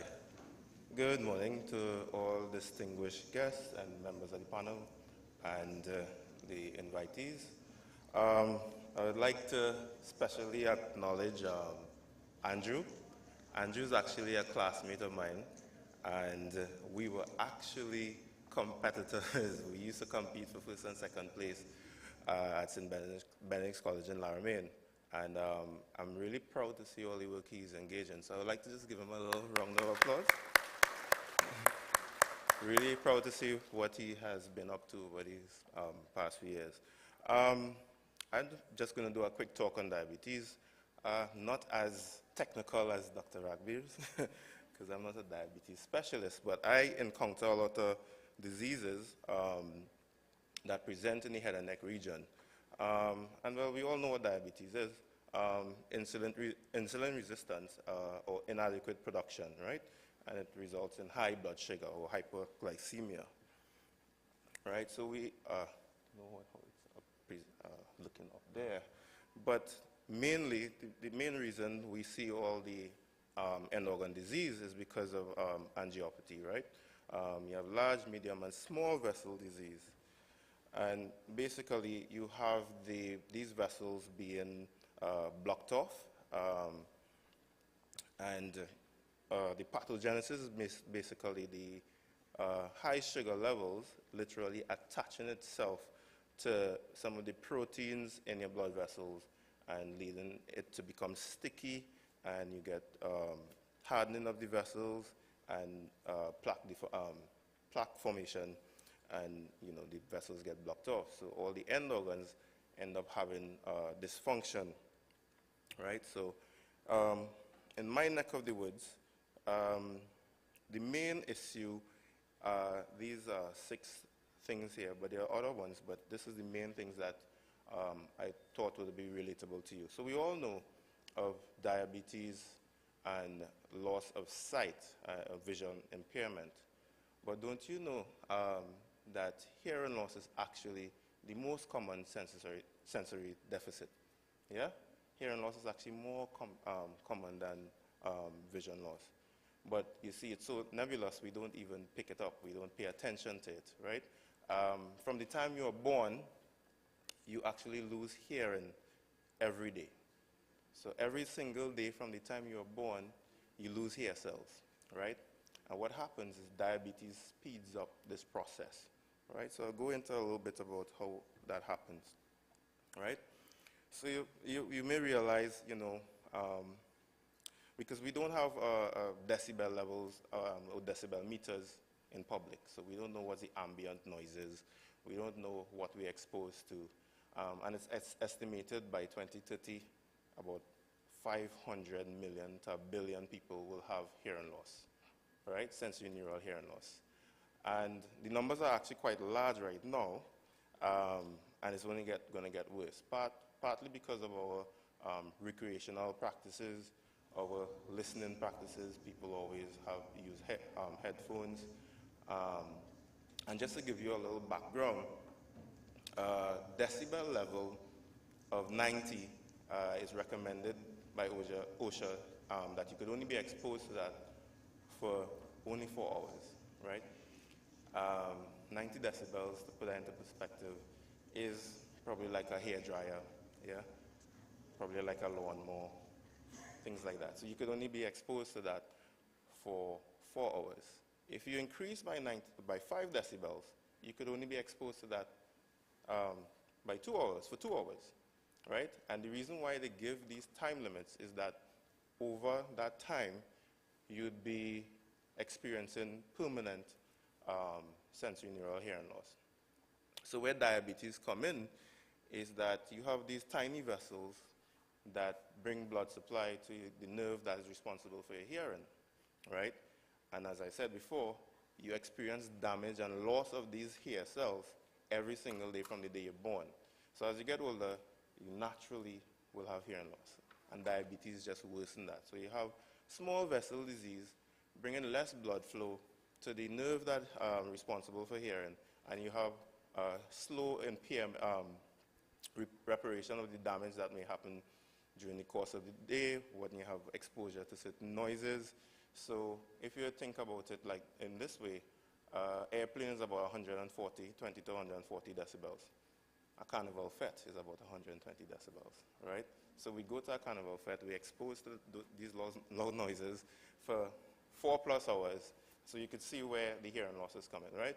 So hearing loss is actually very common, particularly in our society where we are not very, we're not frequently, educated about the topic. Yeah? So, some things to look out for. Frequently asking others to repeat themselves. Trouble following conversations, especially with multiple people talking. Hearing others as if they're mumbling repeatedly. So if you're paying attention to someone and you hear them mumbling, okay, you might think that person mumbling. What if everybody you talk to, you hear them like they're mumbling? Then it's probably your hearing and not the person mumbling, right? Problems hearing in a noisy environment. So you probably might be hearing okay when it's quiet, when there's 1 or 2 people talking. But then you go to a restaurant and you keep having to ask people, what you say, right? Trouble hearing women and small children because their frequency is higher, right? And their voices are not more as powerful. So people might say, you know, I have problems hearing a woman, I have problems hearing my wife, right? And you might think that your husband not listening, but he probably just not hearing you, right? All right, there's a good one you all could use, husbands. All right, turning the TV and the radio too loud, so you know your wife walking, she say, why are you listening to TV so loud? You know, World Cup on, everybody watching football, TV on loud. You want to hear when Messi or Neymar score, but maybe it's because you have some hearing loss. And then another one is ringing in the ear, or tinnitus, right? It was a very common symptom of hearing loss. But also, diabetes actually causes tinnitus too, right? And we'll get into that. So what to do, right? Seek medical attention, right? Because not all hearing loss is because of aging or just because of diabetes. There are other things that may cause it, and getting investigated, getting a hearing test might reveal other things, sorry. It can be prevented, right, by having a hearing conservation program for yourself and your family. So you, as I said, all the common things that are very noisy and you may not pay attention to may be at a very elevated decibel level. So carry a hearing protection when you go to the movies, right? You know, Black Panther come out, the Avatar, you know, when you go to see those movies, it's actually quite loud. If there's a decibel level app on your phone, you could actually download it and you see how loud it is, right? And as I told you, 90 decibel 4 hours, 95 2 hours, 100 1 hour, you know, and as it go up, yeah? So you get a hearing assessment, clinical and formal, meaning clinical, when you see your doctor, they may perform tuning fork testing, and then they may refer you to someone like me, an ENT surgeon, to do formal hearing testing, right? Formal hearing assessment, maybe where you work, they have a hearing conservation program. They may have audiologists come and perform screening hearing testing in the workplace. And I said as I said before, avoid behaviors that will potentially worsen hearing, right? Use earplugs around loud noises, turn the volume down, give your ears time to recover after noise. So like if you repeated, so anybody ever realize when you get exposed to loud noise, your ears ringing the day after, 2 days after, that is actually called a temporary threshold shift. You actually lose hearing. There's temporary damage to the nerve that is responsible for hearing, right? But it recovers, so the ringing stops after a day or two. That is because the body sends blood, fresh blood, to take away all the metabolites that resulted from the overexposure to sound that the hair cells may produce. Now, in diabetes, you don't have that blood flow. So you don't have that recovery, right? And then, so repeated trauma to the ears so you was exposed to a loud song today, you're going somewhere else, you're going too fat back to back, or you go to the movies. So you have to actually give yourself time to recover from loud noises, because the temporary threshold shift could become permanent, right? Stop using Q-tips, right?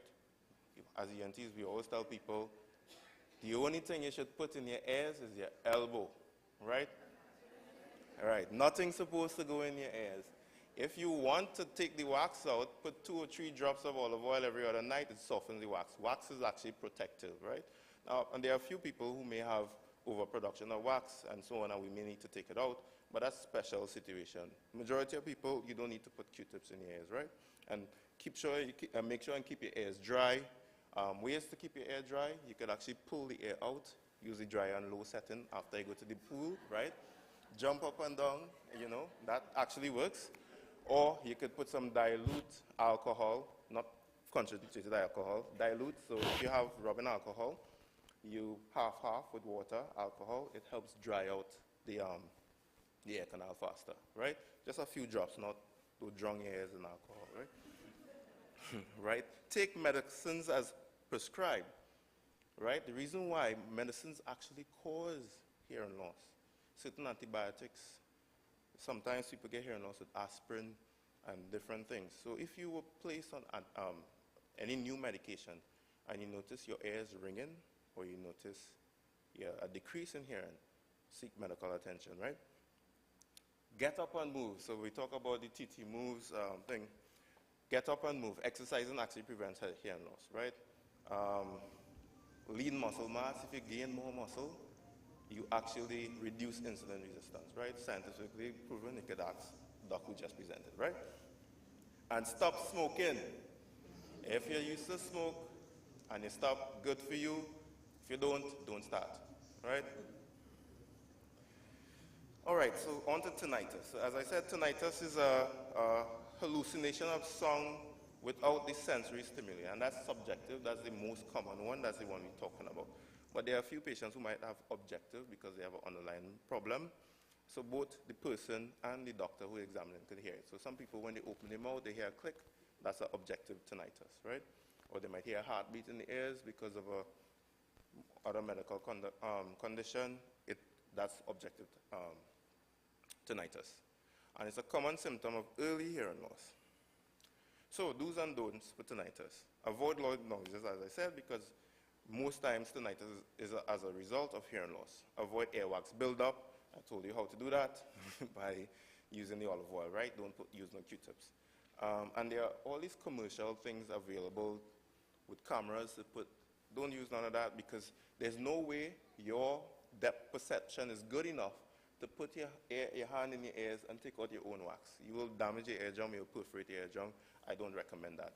The olive oil is the best, right? It takes an ENT surgeon probably about 5-6 years to learn that depth perception, to take out wax without damaging the ears. So if you buy that and you're looking at a screen, I don't think you would be able to do it, right? Without damage. If you can, good for you, but you know, if it causes any problems, it could lead to some serious medical issues, right? Get nasal congestion obstruction investigated. So your nose blocked, you have sinus problems, always stuffy. That could actually augment or amplify your tinnitus, make it louder, or it could actually bring on tinnitus. So you get medical attention for that. High blood pressure should be controlled. If you have a high blood pressure, that means your blood is flowing through your vessels more turbulent, and sometimes you can hear it. So high blood pressure could actually cause tinnitus, that ringing sound in the ears. Medication, as I said, some medication could bring on tinnitus. A classic one is women on the pill, the OCP. That actually causes changes in blood flow for some reason, and I have seen patients come in, they now start the pill, they start getting ringing in the ears, tell them stop it, it stops, right? So there's a list of medication that could cause it. So if you start any new medication and the ears start ringing, ask your doctor about it. Don't stop it, because your doctor may put you on blood thinners, which will cause the ears to ring, but it might be more harmful to come off, because you might get a heart attack if you come off the blood thinners, right? Alcohol. Alcohol could raise your blood pressure. Alcohol could cause a hyperdynamic blood circulation and cause tinnitus, right? So alcohol within reason. If you're alcoholic, obviously you need to stop or seek help for that.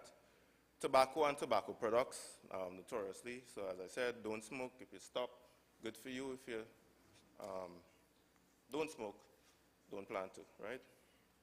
Caffeine. Caffeine actually increases blood pressure, so you could actually get tinnitus from drinking too much caffeine, right?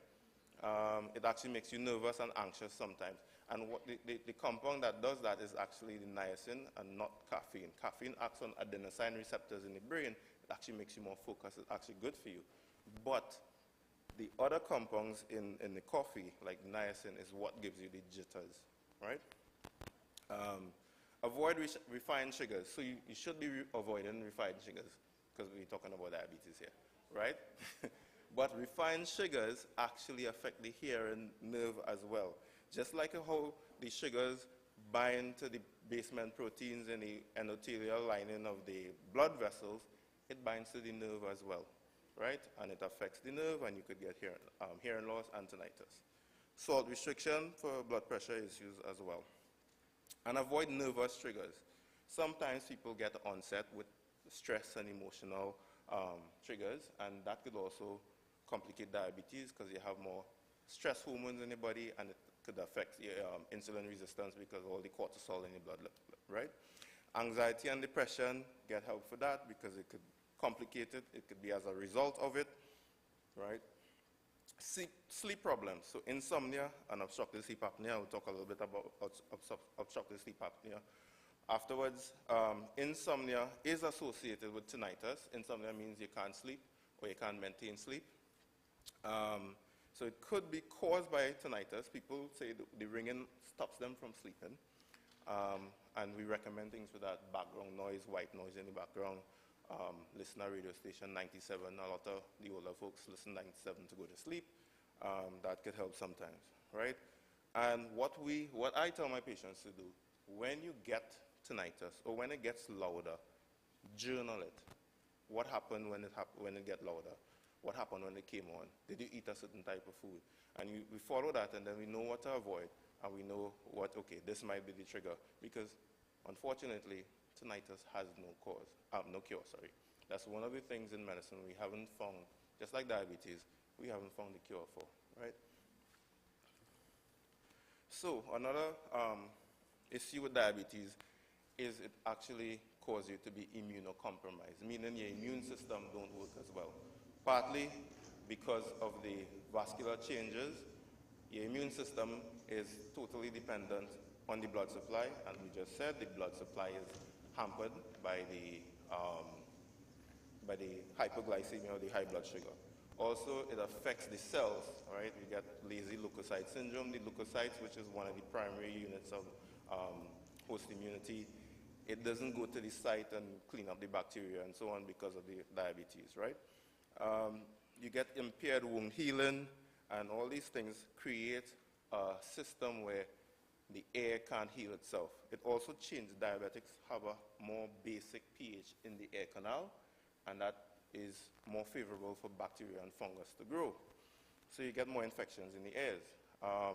As a result, you could get a type of infection called malignant otitis externa, which is a very bad external air infection that could be deadly, right? So because of the impaired wound healing and the impaired immunity, that infection could spread to the brain and to the bone in the brain, the base of skull, and cause a host of problems. So if you have anything like severe pain out of proportion to what it looks like. So the air doesn't look bad, it is not swollen or anything, but if you're not deep-seated, intense pain, if you have hearing loss, right, you get paralysis or weakness on one side of the face like a Bell's palsy, or the air might be running or hearing loss, you seek medical attention immediately because it's a very difficult infection to treat, right? Sometimes patients are admitted for weeks on antibiotics, and sometimes we have to give them even hyperbaric oxygen to treat the infection, or even worse, in worst case scenario, you have to take out the whole temporal bone, right, which is severe neurosurgery. So the best cure is prevention, right? Be vigilant always, and that's why we recommend don't stick anything in the ears, don't stick anything in the ears because that could produce infection, and because your body is not able to fight it off, you get a severe infection that might be life-threatening. All right, oral and dental infections. So the thing with Trinidadians, we think that dental care is a luxury. It's not, that's basic, right? If you have toothache, don't go and see Google, don't go and see the cheap dentist who's a quack, because we still have a lot of them in Trinidad. Right? Go to a registered dentist, because I've seen, especially with COVID, a lot of dental infections in diabetics turn into rip-roaring severe infections, and the most severe of them all are necrotizing fasciitis. That's when the bacteria is so bad it's eating up and killing all the tissue straight down. It ends up in the chest, it's very deadly, right?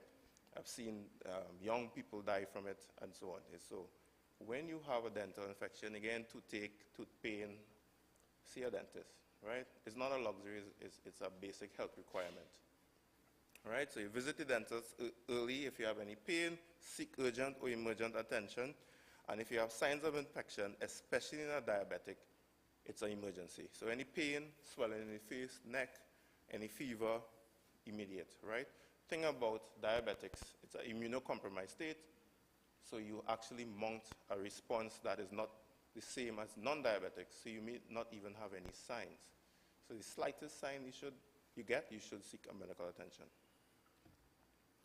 Fungal sinusitis. So we all know about normal sinusitis. You get it usually after upper respiratory tract infection like a flu. We just talked about flu season.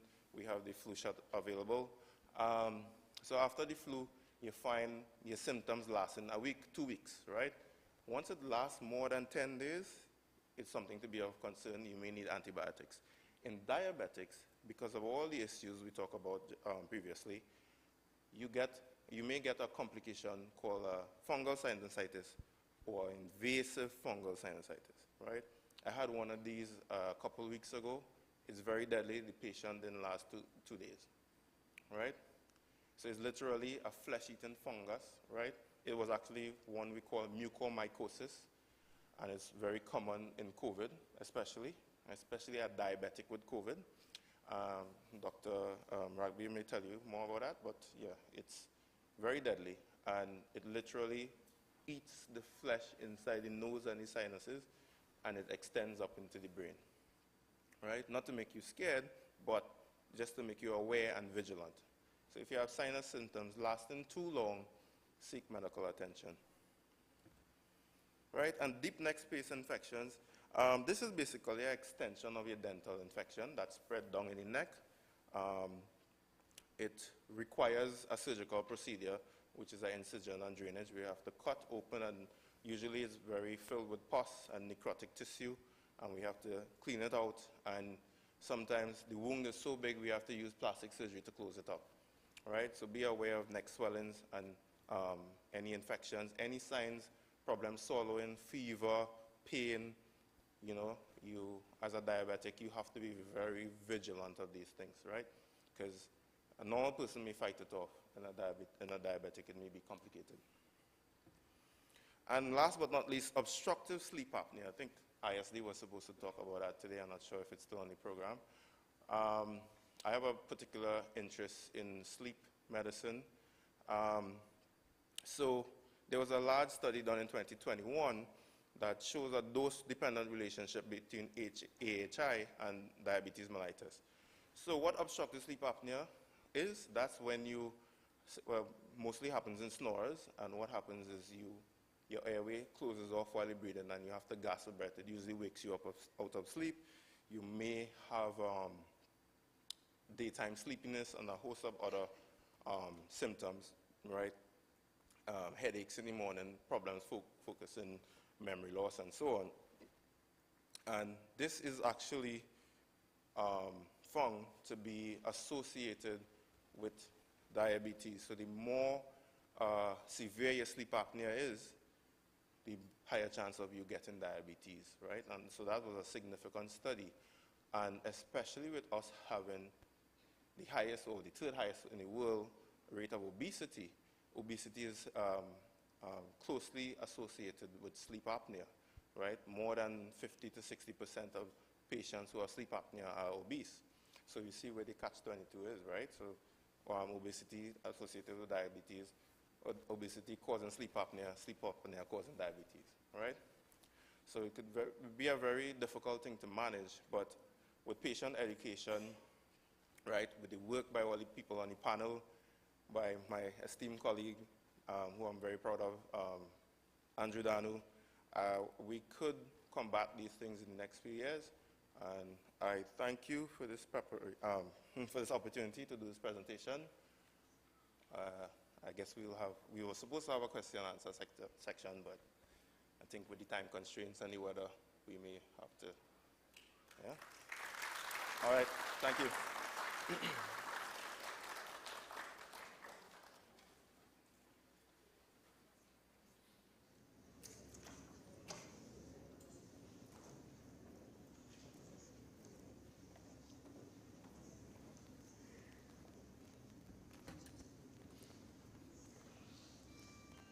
Thank you so much, Dr. Richards. So yes, we will take questions at the very, very end. So if there are any burning questions, just note it in the paper that you would have gotten in the conference folder, and we'll have those questions positioned to our panelists at the very end. We move quickly on to our third presentation, diabetic foot, prevention and treatment. Now, one of our revered professors, Professor Vijay Narayan Singh, on World Diabetes Day in one of our publications in Guardian Media Health Plus shared that just about every single month there are hundreds of amputations happening right here in Trinidad and Tobago. When I worked in the hospital, in the ICU in San Fernando General, Public Health, having to do that particular procedure, even as a junior staff, was one of the most debilitating experiences, even as a healthcare professional, because it's more than just amputating a leg. It's taking away one's movement, mobility, confidence, sense of self. And we did hear from our champion earlier on. He's one of those who've really championed the position and that mindset of moving into prosthesis. But we know right here in Trinidad and Tobago, we are not that lucky with many of our amputees. As the message has been echoed throughout in all of your greetings and presentations, prevention is so important. Today, we have the clinical director, podiatrist at Al-Mawi Limited, the Holistic Clinic. She holds a BA in Honors Business Management, BSc Honors Podiatry, PGD DIP Diabetes, and completing her MSc in Diabetes. A podiatrist, Miss Liana Huntley, here to share with you the diabetic foot prevention and treatment.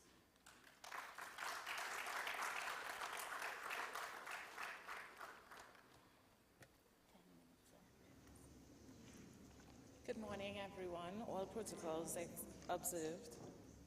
All right, so you would see those lovely feet presented there, and unfortunately, there are many persons that this is the presentation of their feet.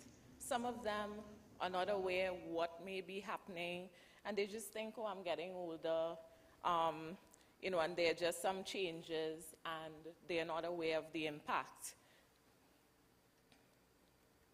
All right, so in terms of the areas of focus today, I'll be looking at some pathologies, the risk factors, foot screening, treatment, and education.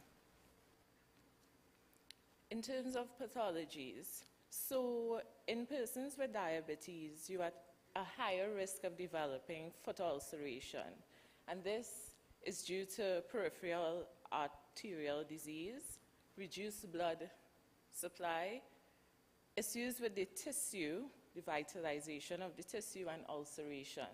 So ulceration is something that is quite major and focus should be placed on, and we'll talk a little bit about that later on. So in terms of neuropathy, it is an area that many persons with diabetes over a period of being diabetic tend to start suffering with.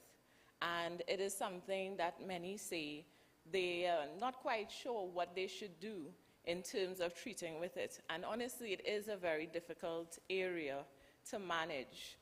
One of the things that patients don't often understand is that their care, while there are many health professionals that can assist in the management of it, it's pretty much in their hands. So as Dr. Ragbir indicated, there are many drugs that can contribute to good management and good numbers. But if we don't pay attention as individuals to our day-to-day care in terms of nutrition, exercise, we can then develop issues, nerve damage being a critical one.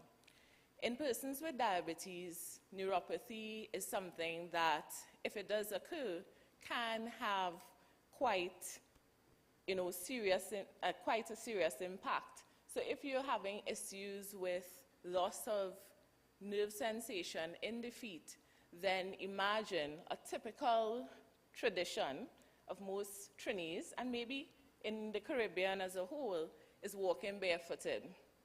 Many of us think we have to connect with the earth. We love feeling the coldness of the tiles. And it is something that in practice as podiatrists, we often have a war with patients because we advocate proper footwear and we advocate wearing shoes in general. But often we think that if I walk barefooted, what could possibly happen? And for those of us that think we're OCD and we're always cleaning the house, we believe that, well, it's not going to impact us because I always keep a clean scene. However, I like to give the example of if a glass is broken in the household. Sometimes 2 weeks later, you think you have a great find, and it's a little splinter in the corner.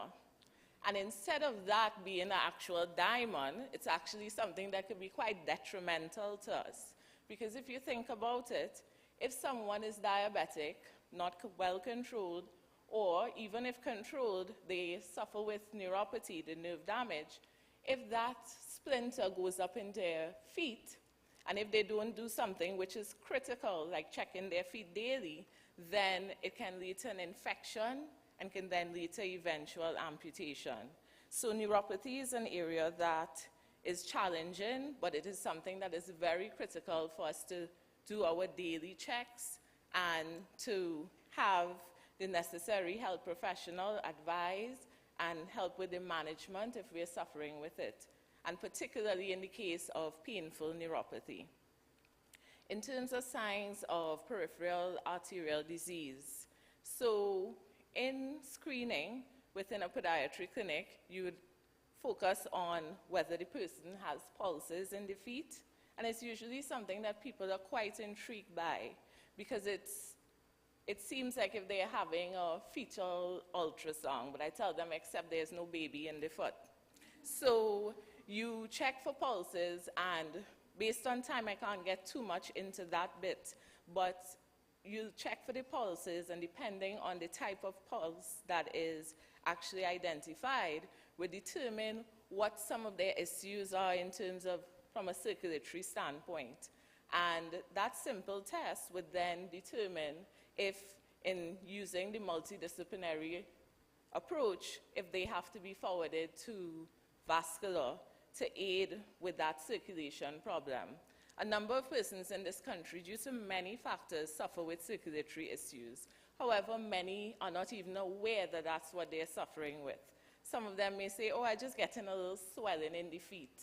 Sometimes I just get a little cramp, but they're not aware of the impact it can have, especially on womb healing if you don't have good circulation. So the cramping that occurs after a short walk, the night cramps, the restlessness when in bed at night, all those are signs and symptoms along with dry skin on the limbs, and if you're seeing that scaliness and darkening in the feet.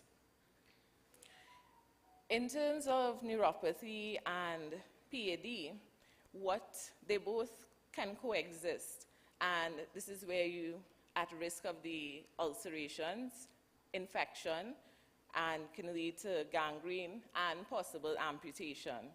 And as our champion indicated earlier, with amputation, sometimes it starts off as just one digit. So you lost the baby too, because you may have stumped your feet and you had neuropathy, so you didn't know that you didn't actually feel it.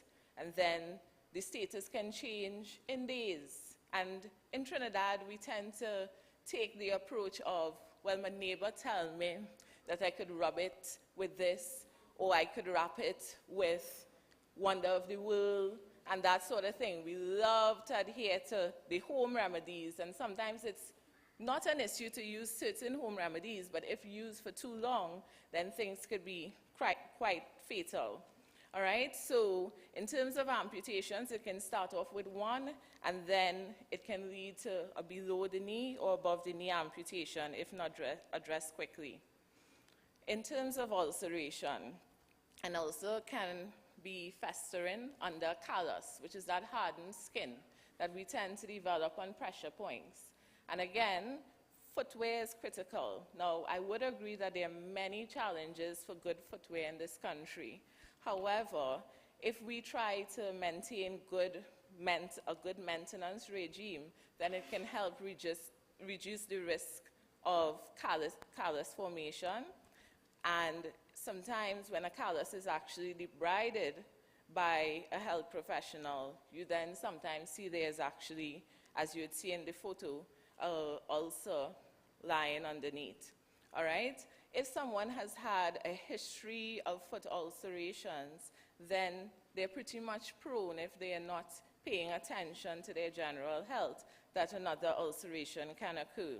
Foot deformities can contribute to this as well. For instance, a bunion. If you have a very pronounced bunion with that bone protruding, and if you don't have proper footwear, just that friction in that area can cause a breakdown.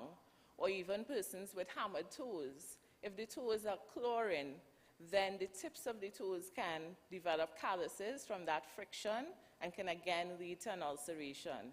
And imagine just that simple hardened skin is what can then lead to you losing a digit or a limb. So general foot care is something that's critical, and in persons who have issues with vision, it is critical that you have a professional, if you can't handle it yourself, or if there isn't a carer in the home that can provide that support, to get it done professionally to reduce the risk of any major issues. Footwear. Now, it's one thing that we go to the typical stores in our country and we purchase footwear that looks fancy and in varied colors, and you know, the pointy tips and the heels, and even in the men, I have a battle with men looking metro, so they also wear the pointed type dress shoes. Those shoes can contribute to the foot deformities, and then it can also contribute, because most times when it's fashion-based as opposed to health-based, there isn't actual support in terms of the orthopedic elements as well as cushion support. So it leads to problems. So footwear is something that is critical, that we should all try to make the best choices. And self-treatment. We have to be very careful, as I indicated earlier, and we have to ensure that we keep up with our regular maintenance. And I can't stress enough, in persons with diabetes, it is critical that we do our daily checks, checking between the toes, drying between the feet, interdigitally, drying the feet, checking all around, checking for temperature, different elements to ensure that if there is something indeed occurring, you just monitor for a short period and then you seek professional help. In persons who have issues with eyesight, it is key that you then get someone within the household to do those checks for you, so that if there's anything that was missed, it can be picked up by that individual. And if you're living alone, then it's trying to ensure that you have a minimalistic approach in your household, where you don't have lots of things cluttering the space that then impacts you in terms of you having trauma to the feet, which can lead to major issues. And if there are issues with mobility, an issue that I often see with patients in the younger and in the elderly is that they don't want to use walking aids. They think, in my day, I never had to go through this, and I don't want anyone seeing me using a walking stick or using a walker. These things can contribute to major mobility issues if you don't do the necessary, and can lead to broken limbs as well. In terms of treatment, podiatry is something that many persons, unfortunately, in this country are not even aware exists. They don't know the name. They don't know what the specialty is. So essentially, we focus on the lower limbs and issues occurring. So we help with the diagnosis and the management, the treatment of those issues.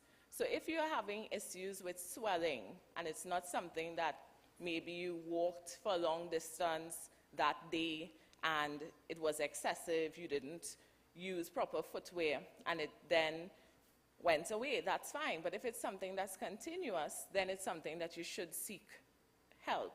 If there's an infection, if an area of your foot is inflamed, you're experiencing pains or discomfort in the feet, issues with circulation and ulceration, it's something that you should indeed seek a podiatrist, and then, if necessary, you then be put on to the necessary specialty if it's not something that can be managed by that professional. So foot screening, that is something that is critical, and it is to identify patients who are at risk and to care for them and their particular needs, to individually, tailor that foot care education, because a lot of persons are not aware of the things they should do to take care of their feet and to prevent any major issues. To prevent ulcerations, so just by simple tips on footwear, on habits, it can help in terms of preventing such. And where necessary, we work within our scope of practice, so where necessary, we do the necessary referrals. Oftentimes, persons stay at home, they're not aware that there are different specialties, and we can guide in that respect. So I don't expect you to read any of the elements here, but this basically, it's a traffic light, and it is stratifying risk. So putting you into a low, moderate, high, or even emergency risk category, and that also will determine how often you should be seen. So for instance, some persons are monitored by their diabetologist every 3 months, depending on where they are at in terms of their risk and their management. Some are 6 months, and in the same vein, within podiatry, we have that traffic light effect, put you in a risk category, and then from there we determine how often you need to be seen, and sometimes your risk drops depending on if your management is good. Sometimes it is elevated depending on what is occurring. But essentially, this is an established, along with other forms, to identify where a patient is at and what care is required. So in summary, the diabetic foot is a serious problem. It's not one that we should take for granted. Many of us underestimate, the impact it can have if problems do occur, and it can be prevented if we do our screening, risk stratified, if there are issues occurring, that debridement, the necessary care, diabetic foot care is done. The key is education. So if you are educated, if your carers, other persons within your family is there to support you and they are well educated, then it makes for easier care. Referral pathways is always key, and something that is very critical is that the multidisciplinary team approach is taken so that we can save limbs. All right, so just a simple thing, feet are for life. Many of us only take notice of our feet when problems arise. But remember, it's the two little things that carry us around daily. So healthy feet are happy feet, and your feet mirror your general health. Take care of them. Thank you for the opportunity.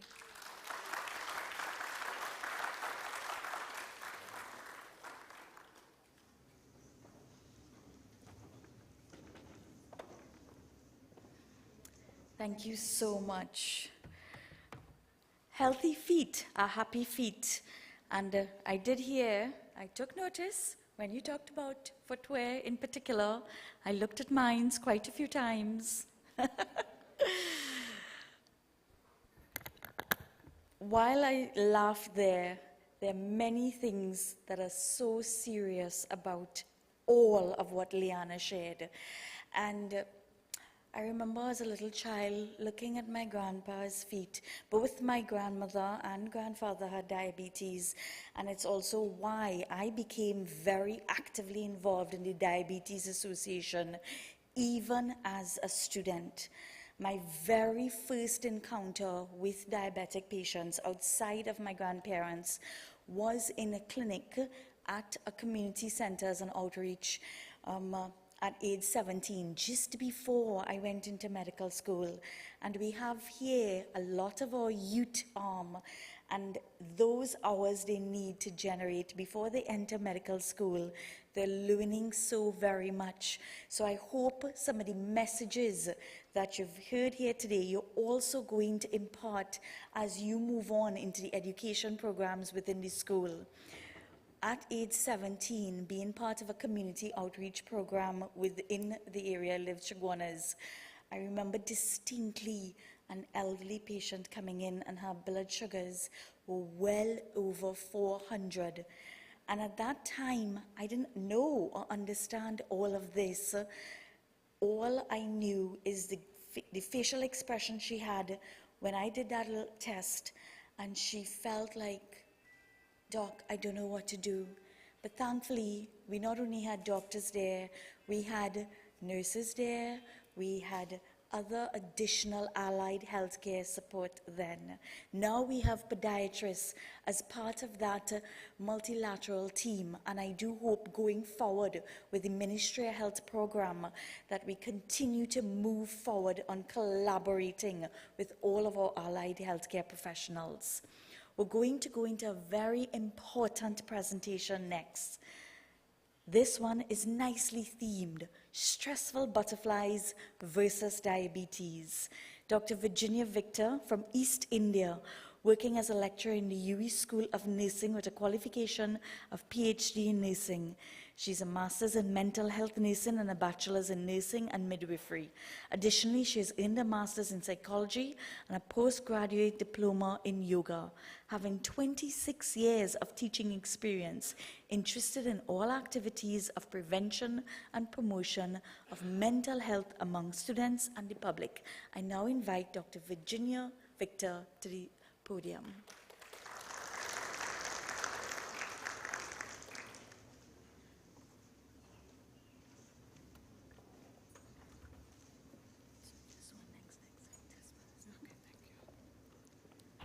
Good morning to everyone.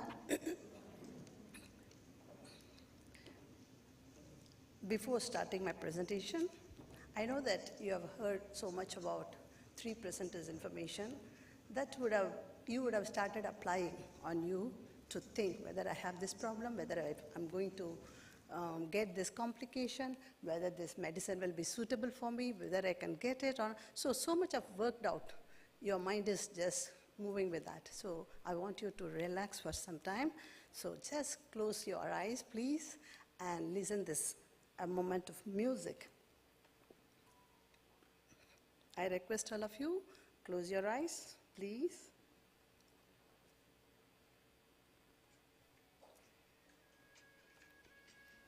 Can you hear that? One second, please.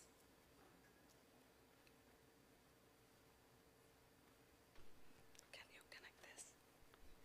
Putting the speaker down here. Thank you very much.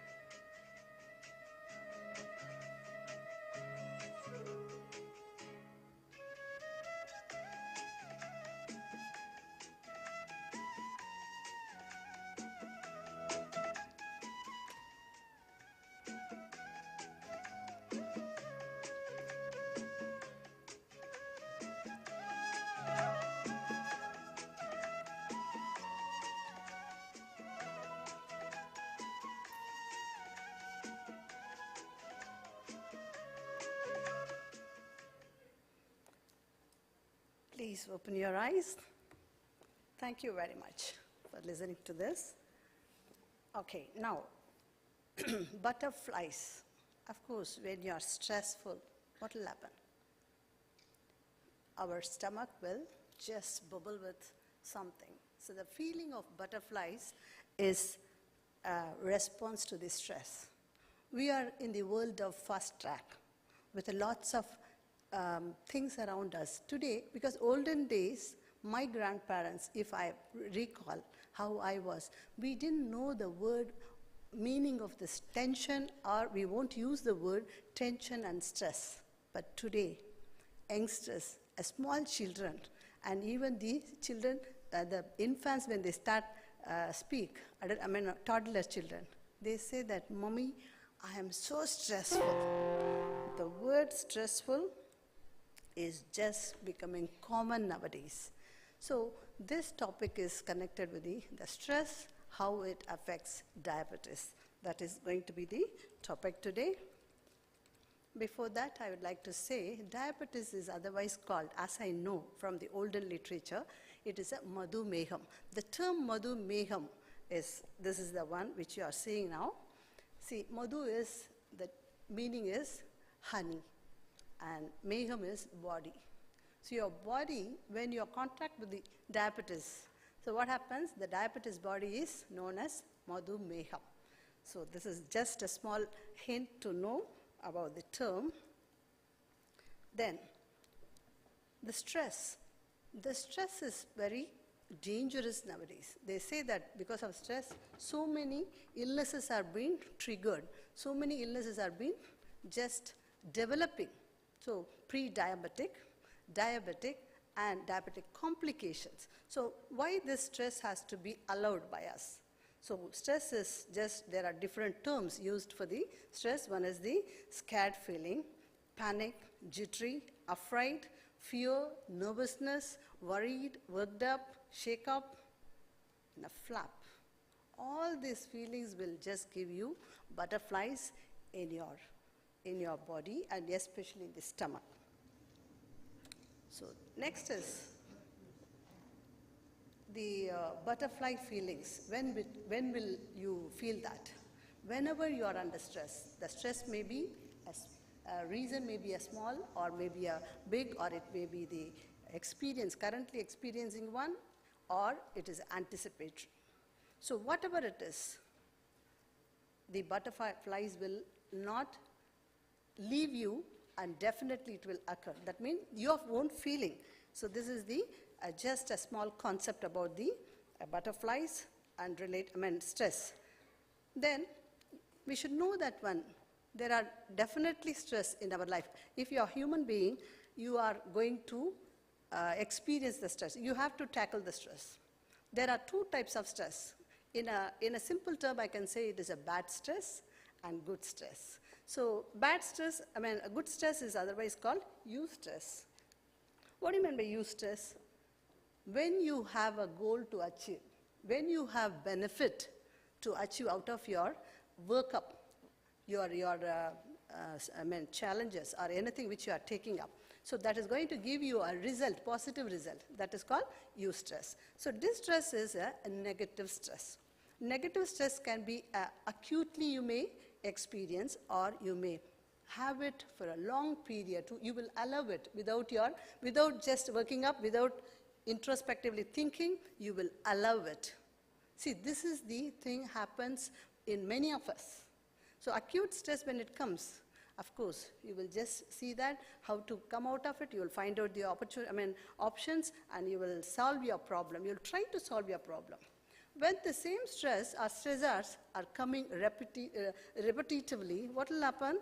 You are allowing it to experience, and you are just fed up and giving up, saying that, okay, no more patience, no more energy for me to tolerate.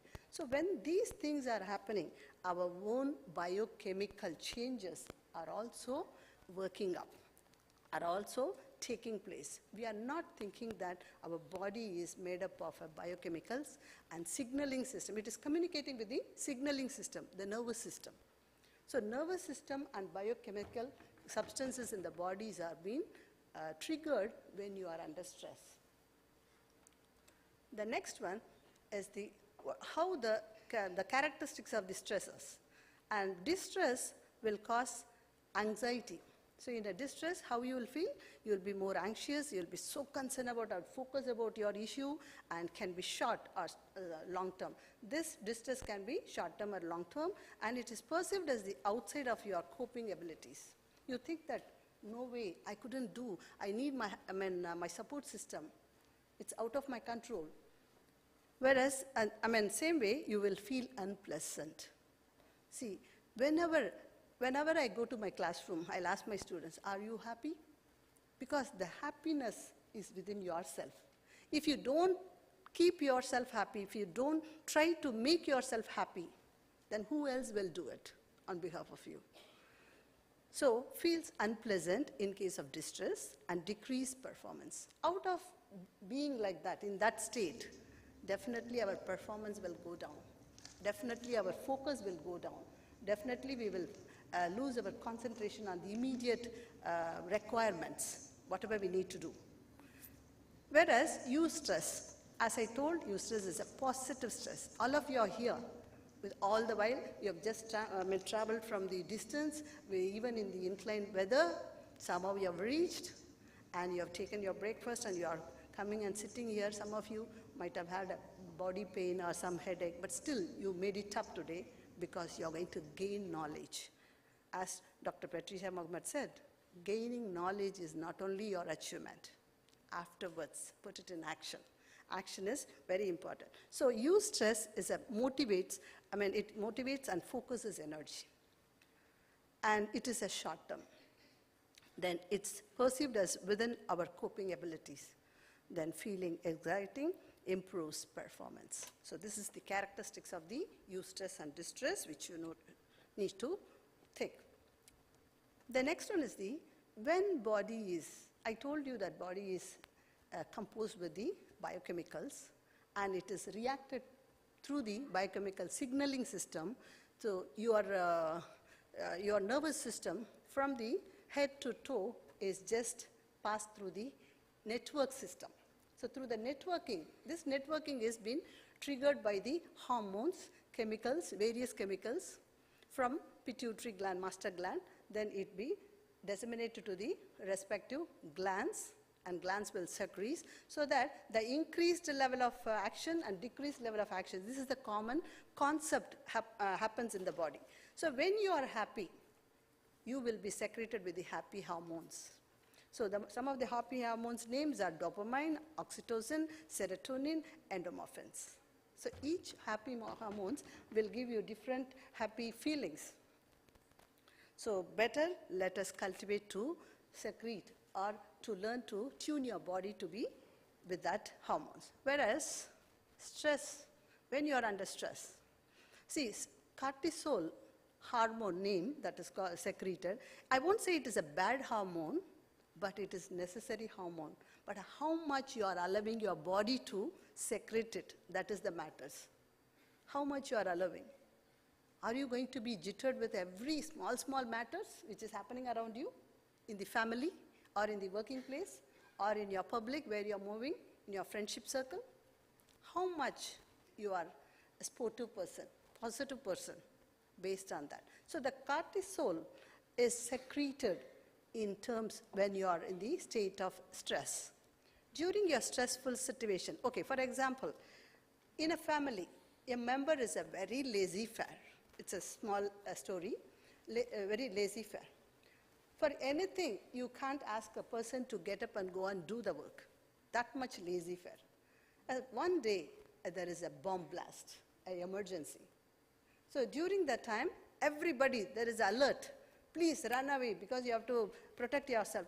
So this person who is sitting, who prefers to sit all the time, also getting up, running before others. So from where he got that energy? From where he got that motivation? This is because of this hormone. So the hormone will trigger the person to jump up and run. So these hormones will make you all the time with the hyperactivity. So when this type of action takes place, having a diabetes, okay, having already a morbidity in our body, otherwise also, those who don't have a diabetes or those who are having a pre-diabetic state, your all body tissues are being banged by this hormone every time. But it will come back to normal once you resolve yourself. One of the presenters said that. I think Dr. Richards said how you have to come back when you are exposing to the loud noise. Loud noise also is one of the stressor. So your hormones has to come back. When it comes back again, allow your body to cool. If you are not going to do that, if your distress is continuous, and if you are, going around putting your presence you are presenting yourself in the same environment where the stressors are present, what will happen? Your cortisol is not going to keep quiet. It is going to secrete. And when it secretes, it's going and banging all the cells and tissues of the various organs. Same thing happens to the major organs. So that's how the major organs are being affected. So in diabetes, your system is already altered by the excessive secretion of insulin. So your pancreas is going to be damaged again. Further, your other cells which are supposed to utilize your insulin are also not going to utilize it because of this excessive exposure to the cortisol. So your system should be protected by using this, by allowing your body to secrete happy hormones or the stress hormone. So stress hormones will be secreted whenever you are in stress. When you finish, after every stress, the body secretion, the level of the cortisol will come back. You should allow it to come back. That's why you need to know the relaxation. Okay, so this is the concept of happy hormones and stress hormones. So you can see that the stress hormones from brain to the various major organs will be damaged if you don't take care of it. Then next is what are the techniques? So far I just told you how the stress is affecting your body with the technically as well as in the simple form. And now you are going to see the stress relieving techniques. Everybody is under stress, even myself under stress, and you are under stress because every day we have to move on with our own work. So when you do your work, there will be a lot of challenges in your task, expectation and fulfillments. So when you do, you need to see that by the evening when you go back home, how much stress you have been exposed today, how much you have been experienced the stress. So you need to follow certain techniques. Of course, there are just list of information I brought for you to relax. One is the yogic breathing. So breathing technique will enhance your blood flow so that the stress will be, all the hormone secretions and biochemical secretions will come to the harmonious status. So that harmony is very important to maintain. So yogic breathing will enhance your dilatation of your, heart pumping, and your circulatory system will be very well getting the deoxygenated and oxygenated blood flow and back and forth. So next is the hand mudras to relieve stress. There are plenty mudras, but particularly certain mudras. See, when we just work up every day, I don't know how many of you will just stretch up like this and just do like this, and are you flexing, or are you all the time just walking in a standing posture? If we ask somebody to just bend down and take something, I don't know how many of you will be very comfortable, but how many of you will prefer to do that? But we have to do it. So that is very important, hand mudras. See, as I said, the neuronal system, the nerve endings are very much in the palm, in your soul, in your auricles, around your auricles. So these nerve endings has to be stimulated. When you do the mudras, there will be a touch and signaling system will go and to regularize your secretion. Next one is the laughing therapy and bathing room activities, fasting a day in a week, cleansing your bowel, seeking for eustress activities, herbal drinks, time management, sound sleep and rest, and early morning wake up to admire the nature. So these are some of the tips which I have just brought here, and let me move on because the time is very short, so I have to. Okay, next, I think all of you, those who are sitting, now itself just you can practice. This is the technique of your breathing. You have to inhale fast. You have to inhale fast to the maximum, retain it for some time, then exhale to very slowly. This is the technique, a breathing technique which you need to follow wherever you are, whenever you are stressed. Okay, before exposing to the stressors, please do that. This is a simple thing. Nobody is going to charge you for this. The next one is the mudras. I said there are 3 mudras very importantly helpful for you. One is the Surya Mudra. Surya Mudra means the ring finger should be folded and with the thumb finger press it, just keep it. So this is the Surya Mudra. Then Linga Mudra. It's nothing. You have to, with your thumb upright, and just interlock and close it. You have to close it like this. So both hands, you have to do it. The next one is the Yoga Mudra. Prana Mudra. Prana Mudra is just 2 fingers, little finger and ring finger with your touching of your just thumb. Just keep it like this, like a rabbit.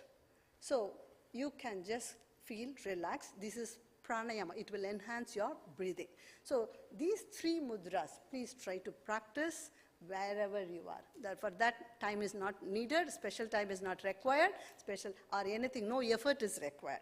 So this is, next technique is yoga for diabetes. Just I've given the postures here. These are some of the yogas. If possible, if elders, those who cannot fold or flex like this, at least just sit in or lie down. Better to lie down on a floor.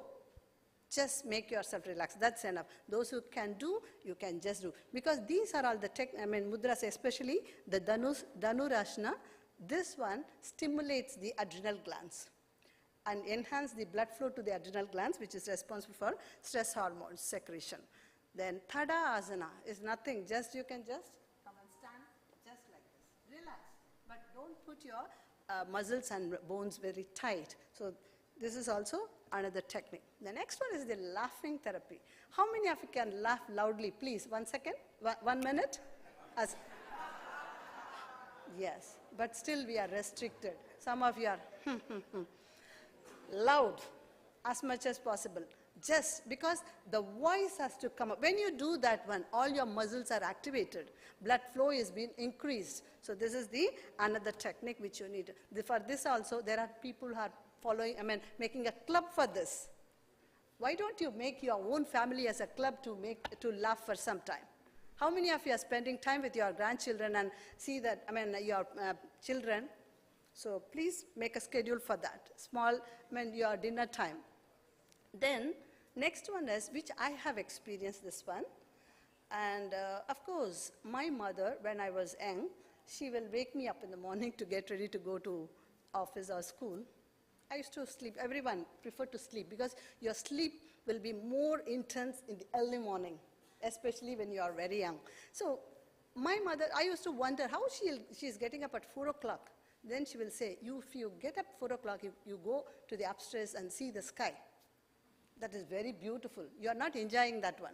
Really, I'm telling, I miss those things in my very young age, before marriage. But after marriage, with the situationally today, after coming to Trinidad, I'm telling, I am doing this one. It's very wonderful because here sky is very beautiful. And sky is, seems to be very near to.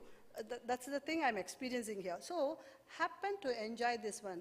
This one stimulates and gives you courage and confidence, and it connects with the cosmic, whatever the religion you are. Don't be bothered for that. Don't be so sensitive for that.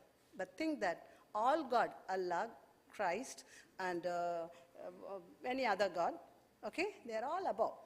They're all above.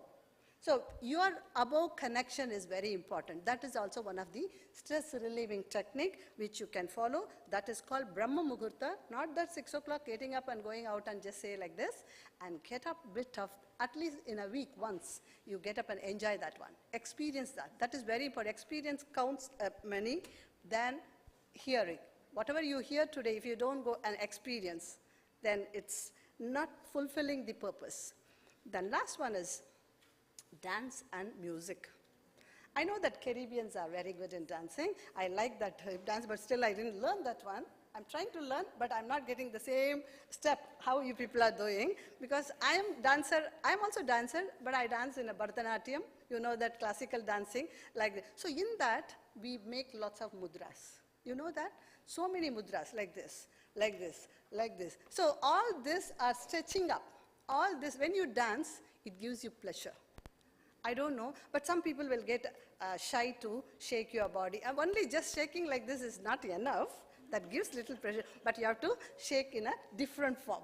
That is the request which I'm just placing in your hands. When you go back home, just do something, learn. See, some of them are I'm seeing around here and there, my friendship circle, they prefer to learn some of the local dances. So that is one thing which I say, dance and music. Both are having, lots of studies have been proved, your stress will be reduced. See, having diabetes will make you more pain, having a depressed level of working, your muscles will be strained and you will feel low, and you won't have much interest to perform very actively. So to beat all those things, you have to take a step. Your family members, please support your elders. Support the people who needs more encouragement. So self-regulation, self-motivation, systematism. So you have to develop it. So at last, I'm going to finish my presentation. Diabetes is like a roller coaster. It has its ups and downs, but it's your choice to scream or to enjoy the ride. So we are all in a ride of this life, the present life. Today, so many things have been invented, the cosmic and the astronauts and NASA, but we think that one day we may see our gods also in the solar system, because they are just showing here and there, the aliens are there. The aliens concept are, so when we connect, so many things are coming in, so many things we are hearing. Please, don't work up, don't think too much about all those things. The last word, take-home message, is to reduce your stress and stressors.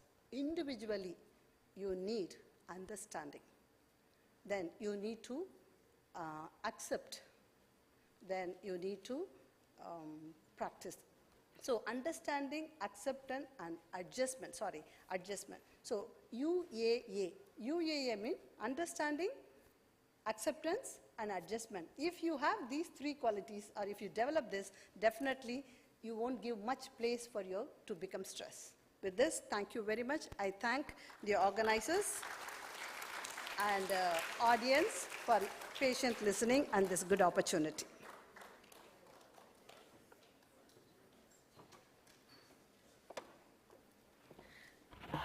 Absolutely brilliant. Thank you so much, Dr. Victor.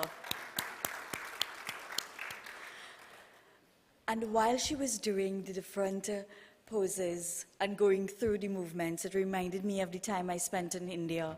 I actually absolutely integrate yoga into my daily existence with my little one as frequent as I can. And I like that she included dance. And also those three key points: understanding, awareness. Very, very important. She taught and brought forward breath. Working in the ICU, we understood the importance of breath. Going through COVID, we saw what it meant doing your SpO2s, oxygenation, and that importance of breath. A quick, easy way to de-stress, and this is something you can integrate in your daily life, is 4, 5, 6. Your inhalation for 4 seconds, hold it for 5, and 6 seconds on the exhale. Do that 5 times. In 1 minute, 4, 5, 6, you will feel your pulse rate actually going down. We don't have time to try it today, but certainly keep that in mind. 4, 5, 6. We're going to jump into our next 2 presentations. I know we may be hearing other sounds coming from the tummy area, but I promise you the next 2 presentations are going to keep you alert.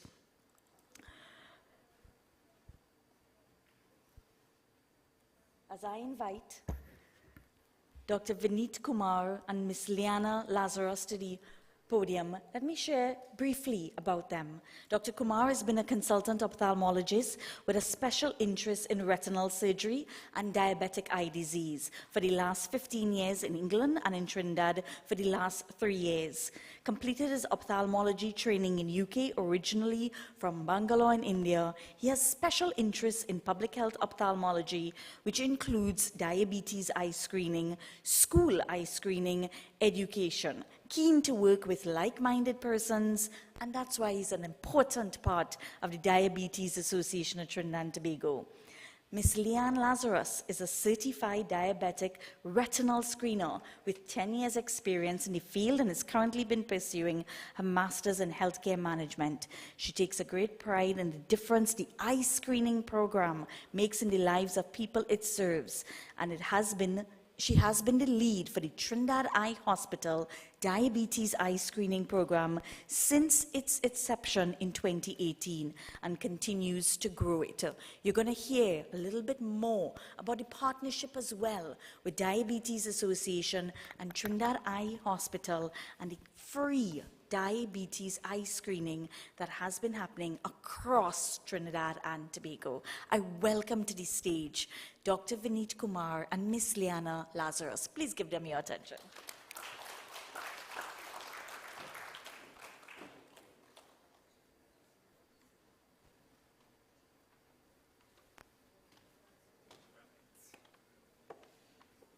Good afternoon, everyone.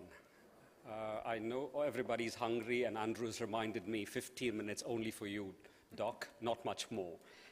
Totally appreciate that.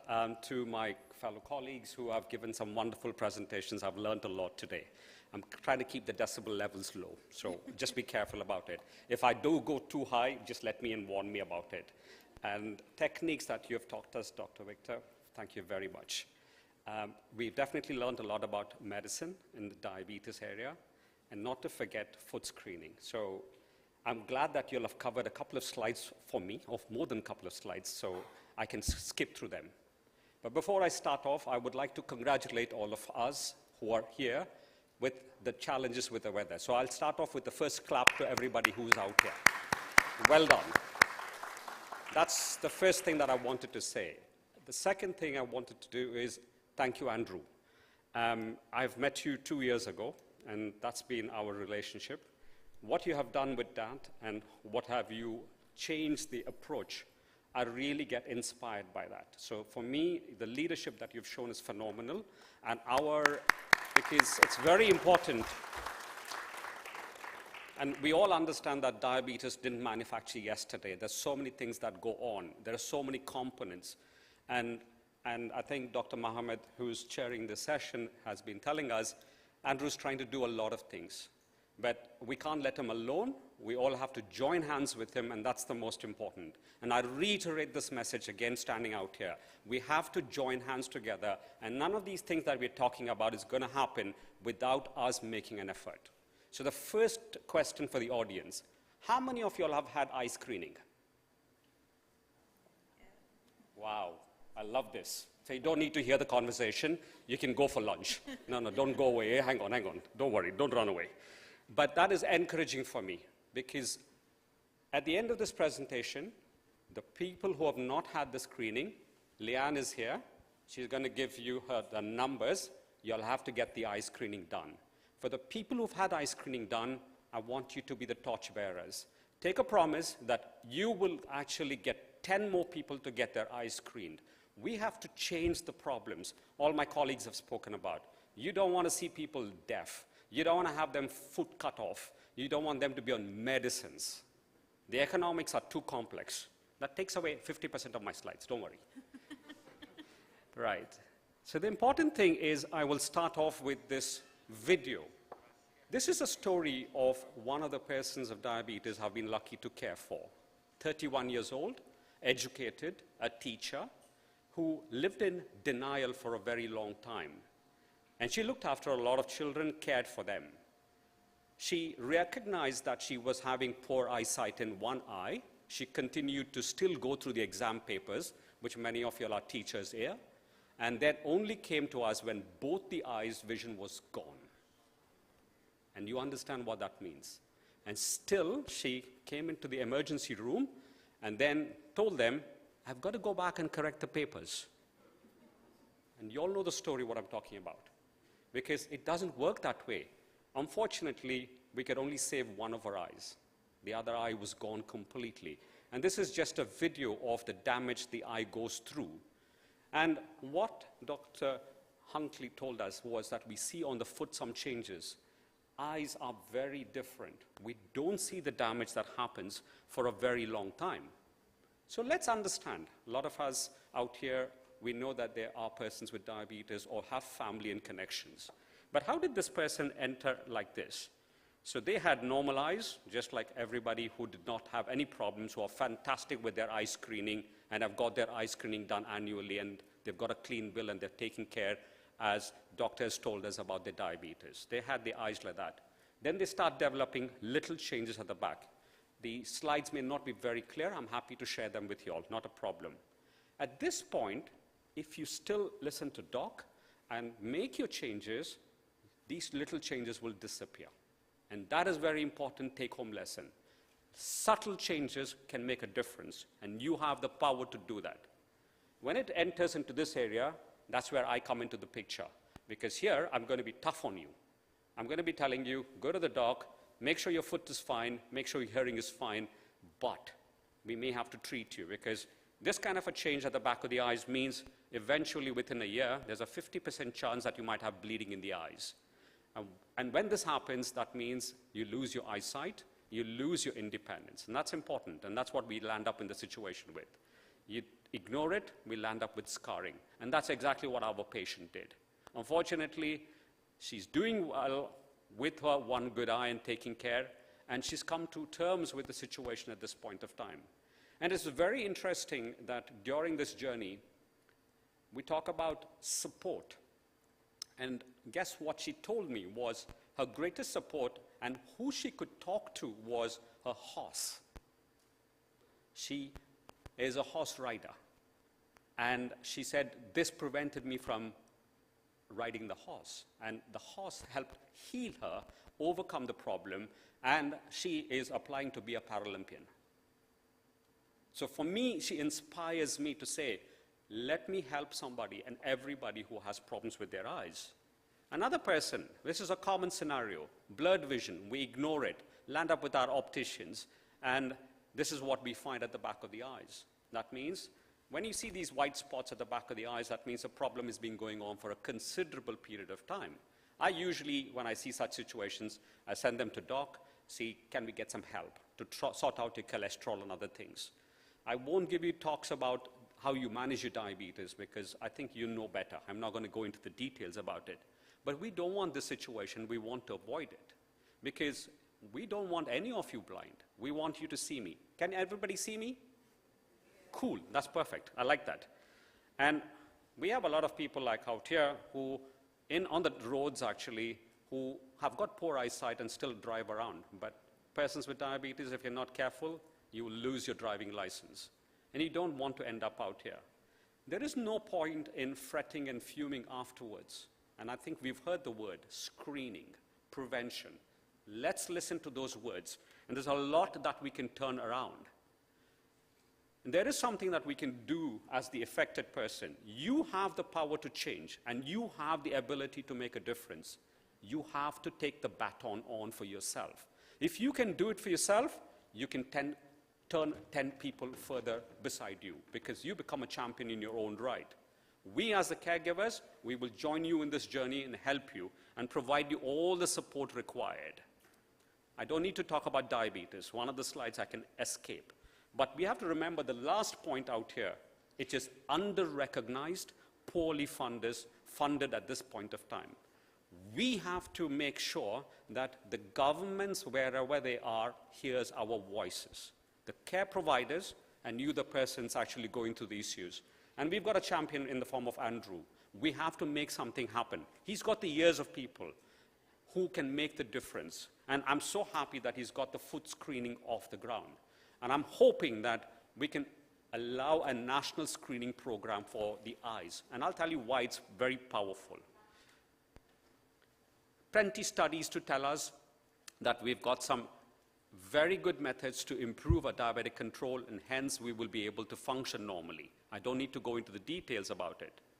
We have a situation in Trinidad and Tobago. 200,000 persons have diabetes. We don't know how many more who are called as pre-diabetic or various other issues. We have to do something. I've been lucky to participate in the diabetic eye screening program in England, and we saw the difference that it makes. But here we have a challenge, and we want ours is to make a difference within the community and reduce blindness needlessly. We spoke about obesity. There is publications about the epidemic that exists. And we spoke about the fact that it's not genetics. I come from India. My father is a diabetic. plenty of them in the family are diabetics. So I can't say, hey, family has got genes, I'm going to be diabetic guarantee. Can't be bothered. I have to make an effort.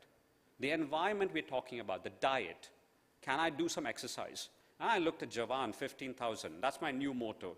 Sophia, that's my new motto, 15,000 every day, not 1 week.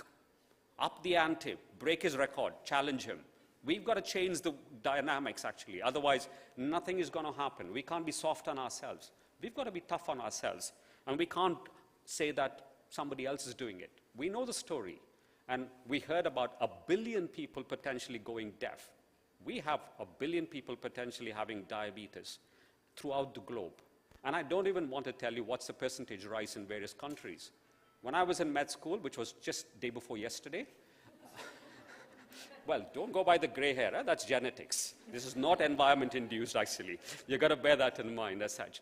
But the fact of the matter is that we learned that diabetes was a disease of affluence. Not anymore. It does not segregate anybody. Poor, rich, in between, no matter what you have. It will hit you if you're not careful. So this is a situation that we're seeing in the world. But it has romance with the eyes, unfortunately, and that's why I like eyes, and I'm an eye doctor. Because 1 in 3 persons with diabetes will have some problem with their eyes, sometimes more. Don't forget that there is contributions to cataract, there is contributions to other problems within the eyes. So we need to be mindful about it. So anatomy, little blood vessels, we spoke about changes. I'm not going to go into the details because I know I'm concerned about time. Diabetic retinopathy was already shown about the changes that happen to little blood vessels which shut down and then cause problems at the back of the eyes. There's only one way to detect this romance. I know everybody likes the word romance because everybody is romantically linked to sugar. So we've got to be careful about how we use the word romance. But let's shift to the eyes, actually. And screening. Screening is the way forward about this, and screening is the only way. Why do we do it? Because we know that there is a defined population. It's not 1.4 million in Trinidad. It's about 200,000 we have to access. It's a silent disease. It causes problems. Treatment is available and more effective if administered early. UK program started about 17 years ago. I'm talking about the digital screening. It has reached 85% of its diabetic population. It reduced the number of blind people from 4,200 to even less than 1,000. In the working age group, it used to be the #1 cause for blindness. It is #4 now. That is the impact. In Trinidad, it is the #1 cause. So let's change that to #5, or maybe not even existent on the graph. And that's what we have to do. We need your help. And how do we detect it? Fundus photography, gold standard. Easy, repeatable, interpretation and information stored, and accessible while wherever I am. I always have a dream of sitting on the beach and trying to read the pictures. Not the ideal conditions, but that's the plan going forward. And it has gone through a lot of tests about its specificity, sensitivity, so we have the standards available. And now I will bring in our boss. That's Leanne. And I'll stay quiet for a few minutes. Okay. Good morning, everyone. All protocols observed. So I have been very lucky to be surrounded by these 2 gentlemen, Andrew and Dr. Kumar. So we have developed our eye screening program based on the UK structure. We have used their governance and principles in our screening processes, and currently we're using a software called IPAX, which helps us to store, track, and grade the images that we capture. So screening is a very simple process. So anyone over the age of 12 years old who is diabetic or pre-diabetic, we invite them to have their eyes checked once every single year, right? So during the process, we take a short medical history, we check their vision. They are then dilated. This allows us to take clear images so that we can properly evaluate what is going on with your eyes. From there, we are able to know what is next for you. So if there are changes, we send you to the doctor. If there are minimal changes or you have no changes at all, we bring you back again every single year because we want to catch anything that is developing early enough so that we make a difference in your eyesight. Right? So there are pathways that we follow. So there's the screening, grading, booking, and fail-safe. So all of these are used so that all our processes are in order. We want to provide you all with quality service. Right, so this is just an example of our grading structure. This is the structure used in the UK. Right, so what we have found during our screening is that approximately 36% of the people that we have seen have some form of diabetic retinopathy. 23% of those persons have sight-threatening retinopathy. That is a huge, huge number. You can also see about 34% of those persons have other conditions. Those would include cataract, glaucoma. So when you come to your screening, we are not just looking for diabetic changes, we are looking for anything abnormal. So how do we compare? So in the UK, 3.5% of their population was found to have sight-threatening retinopathy. In Trinidad and Tobago, through our screening, we have found about 23% have sight-threatening retinopathy. That is a very huge difference. So you can see that in the UK, they have over 80% of their they have screened over 80% of their population. Here, 1.5%. So that is why we have asked you to be champions.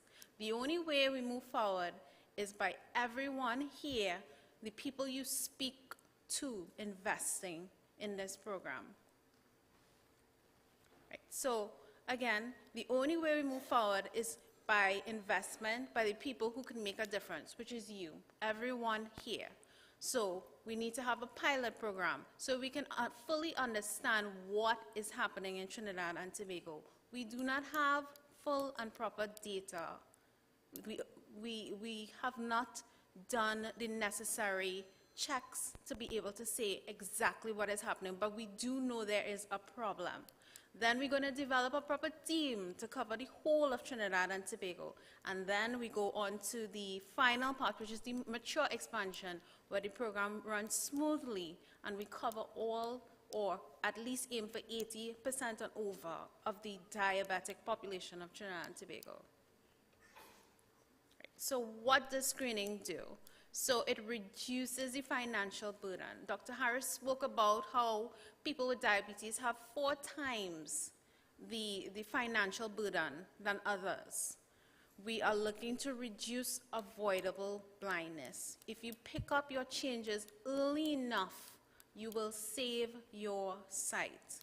We want to create a diabetic register. They are saying there are over 200 persons with diabetes. We don't really know.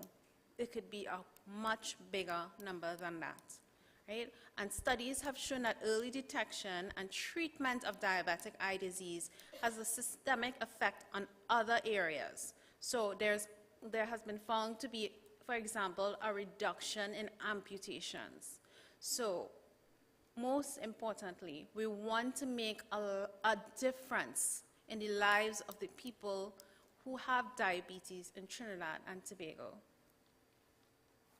Right. So again, we spoke about the cost. So on average, screening was found to be about screening, treatment, and preventative action was found to be about $2,500 per patient.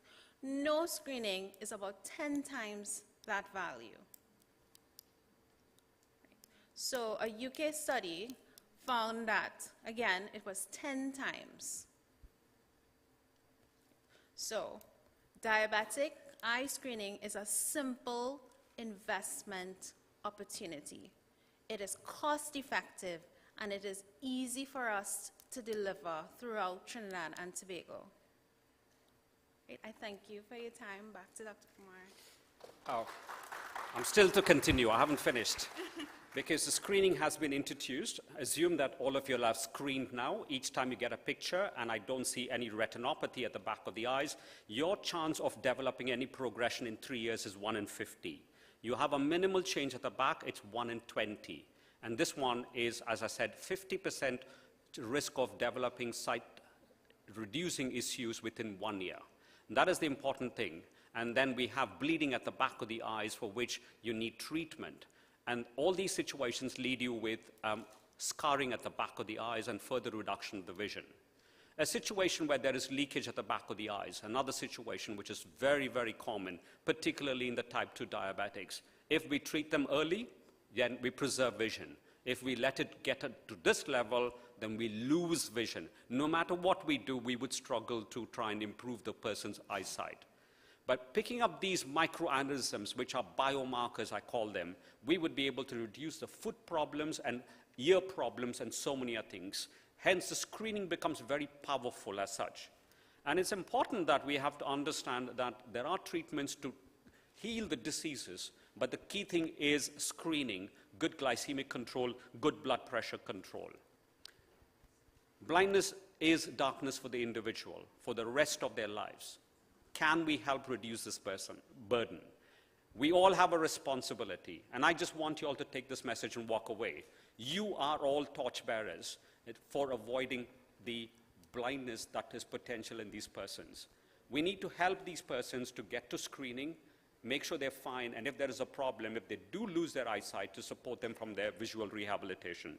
So I'm hoping your dinner table conversation tonight would be about, can we get 10 more persons to the diabetic eye screening and get their eyes checked? And if they haven't got their eyes checked, force them to get their eyes checked.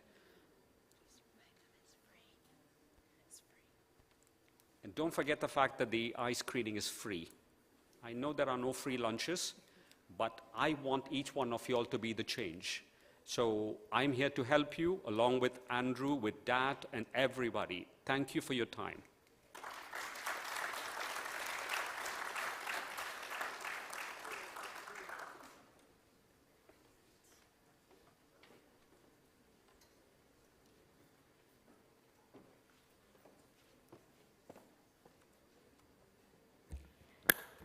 Again, thank you so much. You can feel the passion, and that's what we brought here today. Really expert speakers, but those that truly want to make the difference.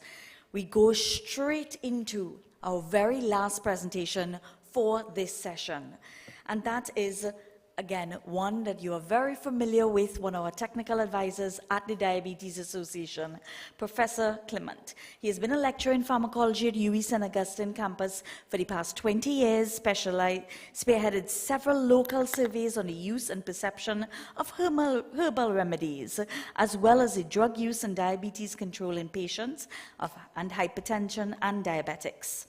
We invite now Professor Yuri Clement to share to you on complementary medicine for diabetes.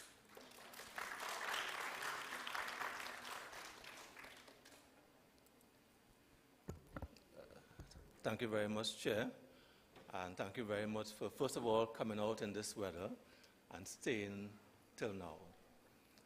All right, so I'm building really on the back of what went before.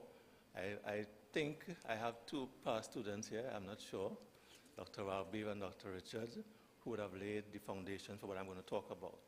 Because a lot of us, we would have come up in a culture where we always have something in the backyard, or Tanti saying that, or your grandmother giving you this, or something that we have that sometimes we replace with what is prescribed and what is known to work.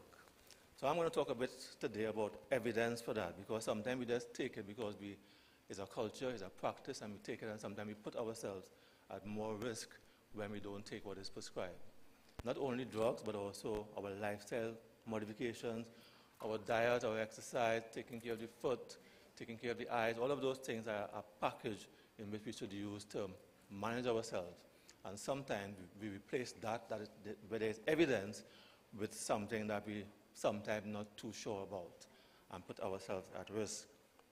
So I did have a couple of slides about diabetes in Trinidad and Tobago, their number, and the risk of it not being controlled, but I'm sure that it was taken care of by those who went before me. So I'm going to talk about herbs in Trinidad for diabetes. Before we start taking it, or if you're taking it now, some questions that we must ask ourselves before we start taking it, or if we should continue taking it, or whether should we take it with medication or without medication. And as a scientist, I look for evidence, for proof, and for answers. And those answers are going to tell me whether I'm going to take it, stop taking it, or take it with or without my medication. So in Trinidad, we know that there are lots of remedies that are available, and there are quite a few of them. And for example, Coralie, which has been around for a long time, everybody could swear that Coralie is bringing down their blood pressure, their blood sugar. But I will show you in a few slides from now that maybe that might not always be the case. So there's aloe vera, periwinkle, neem, ginger, and there's a whole long list of herbs that people use for treating diabetes or treating the symptom of diabetes. So before we start taking a herb, we must ask ourselves some important questions, because we know that as a diabetic, we need to have our numbers in a certain range. So for our fasting blood sugar must be in a certain range, our sugar after a meal must be in a certain range, and our random blood sugar must be in a certain range. And of course, over the long term, our HbA1c must be below a certain number. So when we are taking these remedies, are we sure that our blood sugar is being lowered? And by to what extent is our blood sugar being lowered? Because that will determine, if we do these things chronically, whether we are controlled or not controlled. So I would ask myself some questions like these two. Are there dangers of adding these remedies to my prescribed medicines? Because sometimes drugs can interact with your herbs to cause negative effects, side effects. Or it could be that I may be replacing my drug with a herb, and the herb might not be working as efficiently as the drug. And Dr. Ragbeal did a very good job with pharmacology. I mean, she almost took my job away as a pharmacologist by explaining all the drugs that we use, metformin, insulin, all the newer ones that are available. Of course, they are more expensive. They're not on CDAP, so you have to go and buy them. But they're all available to treat diabetes. So my role as a scientist is to find the answers, and the answers to whether these herbs are actually working. And the gold standard really is the randomized control clinical trial. And they're used to determine whether something is working or whether it is not working. And what they do basically is that they have a group of people, normally patients, and they divide them into two arms randomly. So it means each one have an equal chance of being either in a treatment group or in a control group. And then you would take measurements at the start. So you take your blood sugar, your HbA1c at the start, and you follow them through for a while, maybe 3 months, 6 months, and determine whether that intervention, that treatment is having an effect, and is that effect better than the control. In this case, it would be a placebo, and a placebo really is something that looks like, tastes like, smells like the treatment that you're given. Or you can also use a standard treatment that you know is working. So for example, for diabetes, metformin, we know that metformin works. And therefore you could compare that treatment with metformin or with a placebo, and at the end of the day, you will determine whether it is working or not. So of course, you may have many of similar studies, and what they do, the people who do systematic reviews, is that they pool all this evidence together. So there might be 10 studies or 20 studies with 2,000 people, and that now gives your results, your answers, give it a bit more body, and they are more robust, and we can now trust those results that we find from those studies. So what I'm going to do in the next few slides will be looking at some of the major herbs that people use for diabetes, and looking at the evidence that we have found so far, well, not me, but other researchers have found so far, and what the evidence is saying. So the first one we have is Coralie. Its scientific name is Momordica tarantia, and it has been around forever. And a study was done, a systematic review was done in 2019, which is just a few years ago. And you'll be surprised that only about 1,000 people were in those 10 studies. It's surprising because you would have thought that this thing had been around for centuries, and therefore, why only so little work has been done on them. And what they have found in these 10 studies with just about 1,000 people, that the fasting blood sugar decreased by just 13 milligrams per deciliter. So we have to put all of this into context, because if your fasting blood sugar is 150, which is high, and uncontrolled, it dropping by 13 is not so significant. And therefore put it in the context of you having to take your drugs that are being prescribed, which we know is going to work for you. If you replace it with Carlton, it means that now you put yourself at risk for developing long-term complications if your sugar is not controlled. We also saw that HbA1c dropped by just about 0.26%. You want your HbA1c to be about 7%. If your HbA1c is 8 or 9%, dropping by just 0.26% doesn't really make a significant dent in your blood sugar control. So all of this has to be taken in context. And what they have found, the reviewers have found, is that many of these studies were of what they call low quality, meaning that maybe it was not randomized properly, maybe there were not enough number of people in the study, maybe the duration was not long enough, maybe what they were given patient was not standardized, and therefore, even though we're seeing some minimal decrease in fasting blood sugar and HbA1c, which can help people who probably are pre-diabetic or people who are not diabetic at all, but not people who have severe elevations of blood sugar, what they notice is that it may improve glycemic control minimally.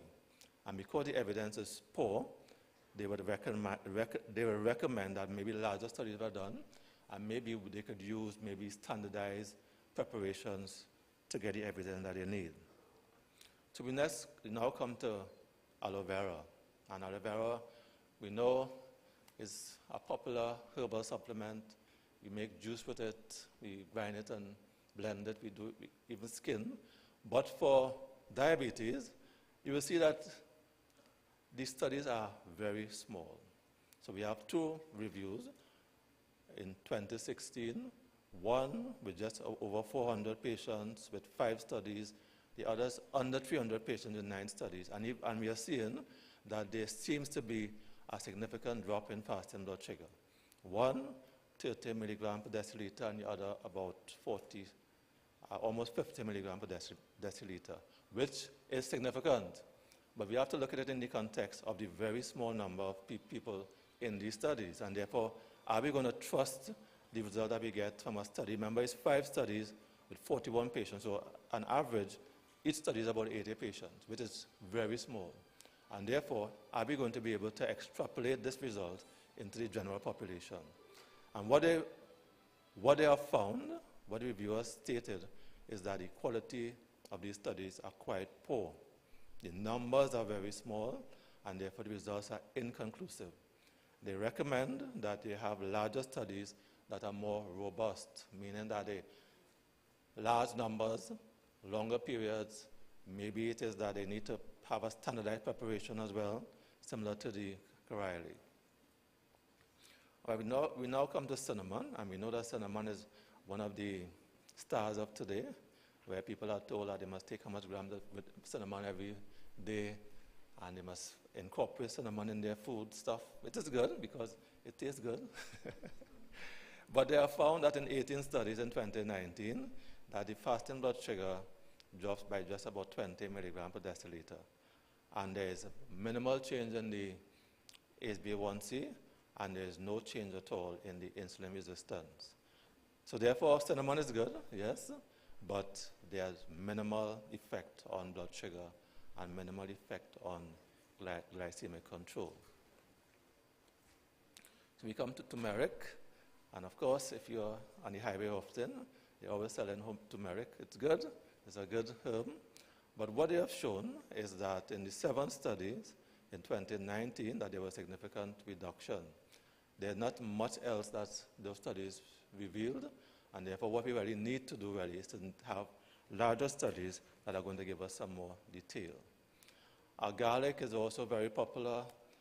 We have, in this case, slightly more patients than in the other studies. So we have almost 1,300 people in 33 studies, but just look at the number of patients and the number of studies, which will give us an idea of the size of each study. So the size of each study will be quite small, very small, and therefore, with that small number of patients in a study, are we able to make valid conclusions from that. And we have to always wonder, if you have a study with 20 people, half of them is placebo and half of them is garlic, are we really getting any information from that?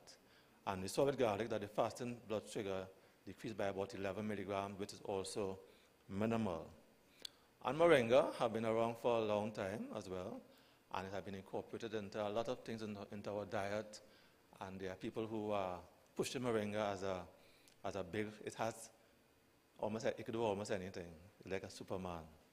But amazingly, there's not much done. And you always wonder why it is not much done. So there's no systematic review because there are not many studies. There were just 3 studies, and this first study on my left, which will be on your right, it was in 2016. Look at the number of patients, just 10 of them were given moringa powder at different doses, and they checked blood sugar 6 hours after they gave moringa. So it's a very short-term study. It doesn't talk about anything about the long-term use of moringa. Another problem with this study is that there was no glucose challenge. So we're not too sure how moringa is working, whether it's increasing insulin secretion, we don't know. And therefore it means that we cannot, for the first study, we cannot say too much about it, even though they might be finding it having a positive effect.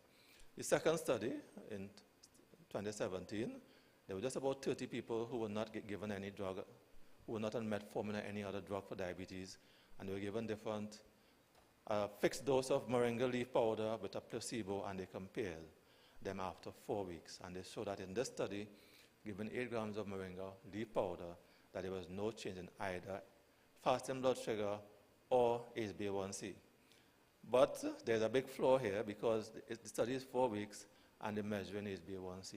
And therefore, I don't expect you to see anything after 4 weeks for A1c. So there are a lot of flaws in the methods that are being used. And of course, this is being published, and people pick it up from where it's published, and they say, use moringa for diabetes.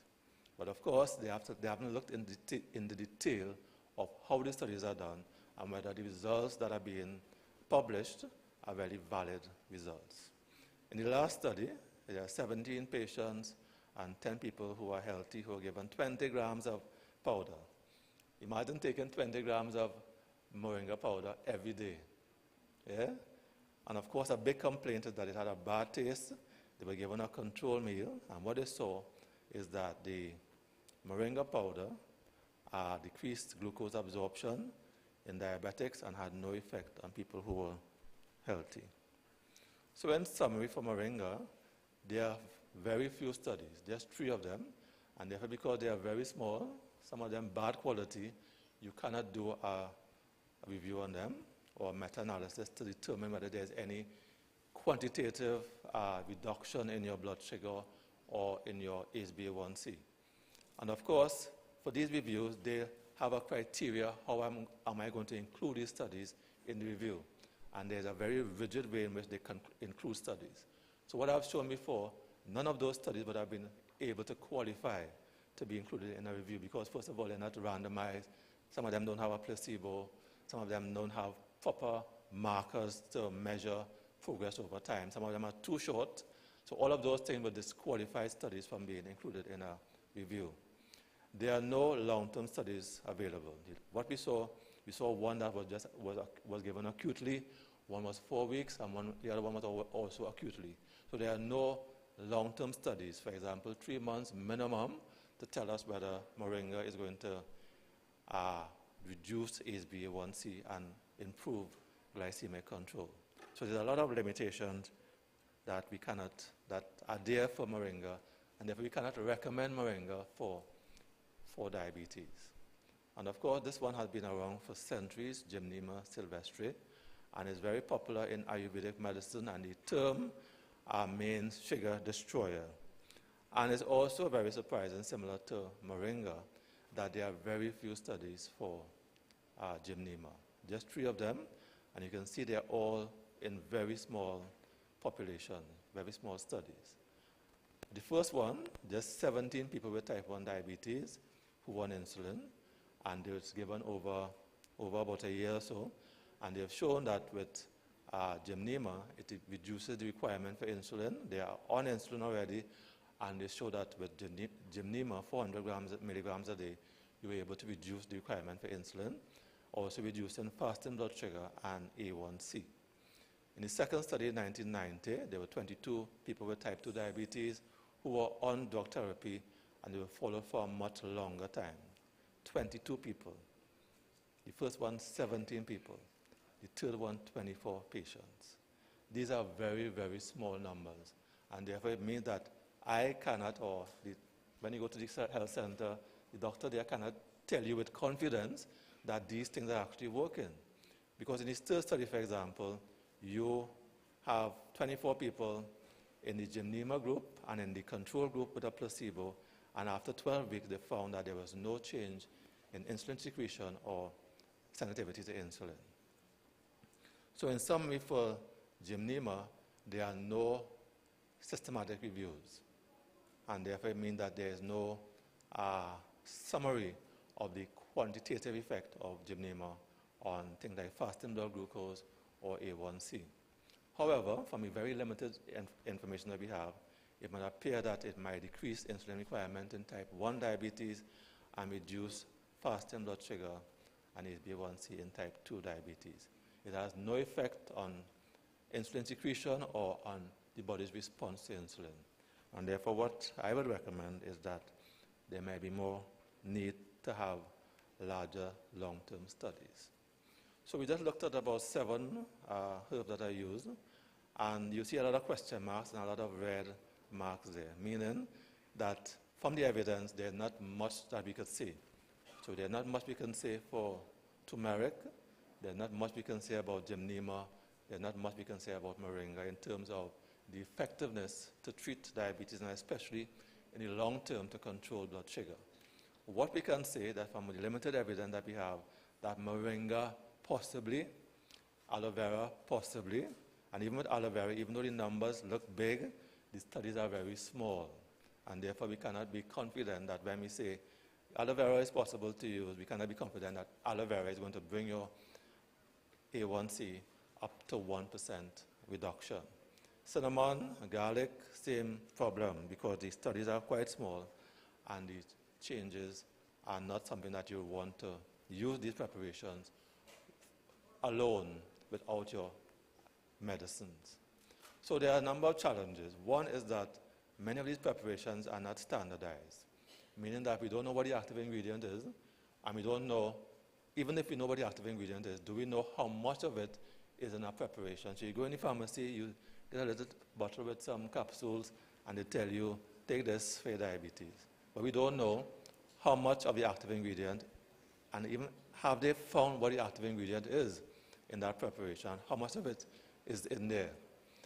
Even when you're at home and you take your garlic and you take your cinnamon, do you know how much you should take? What is the right dose that you should be taking? How often should you be taking it?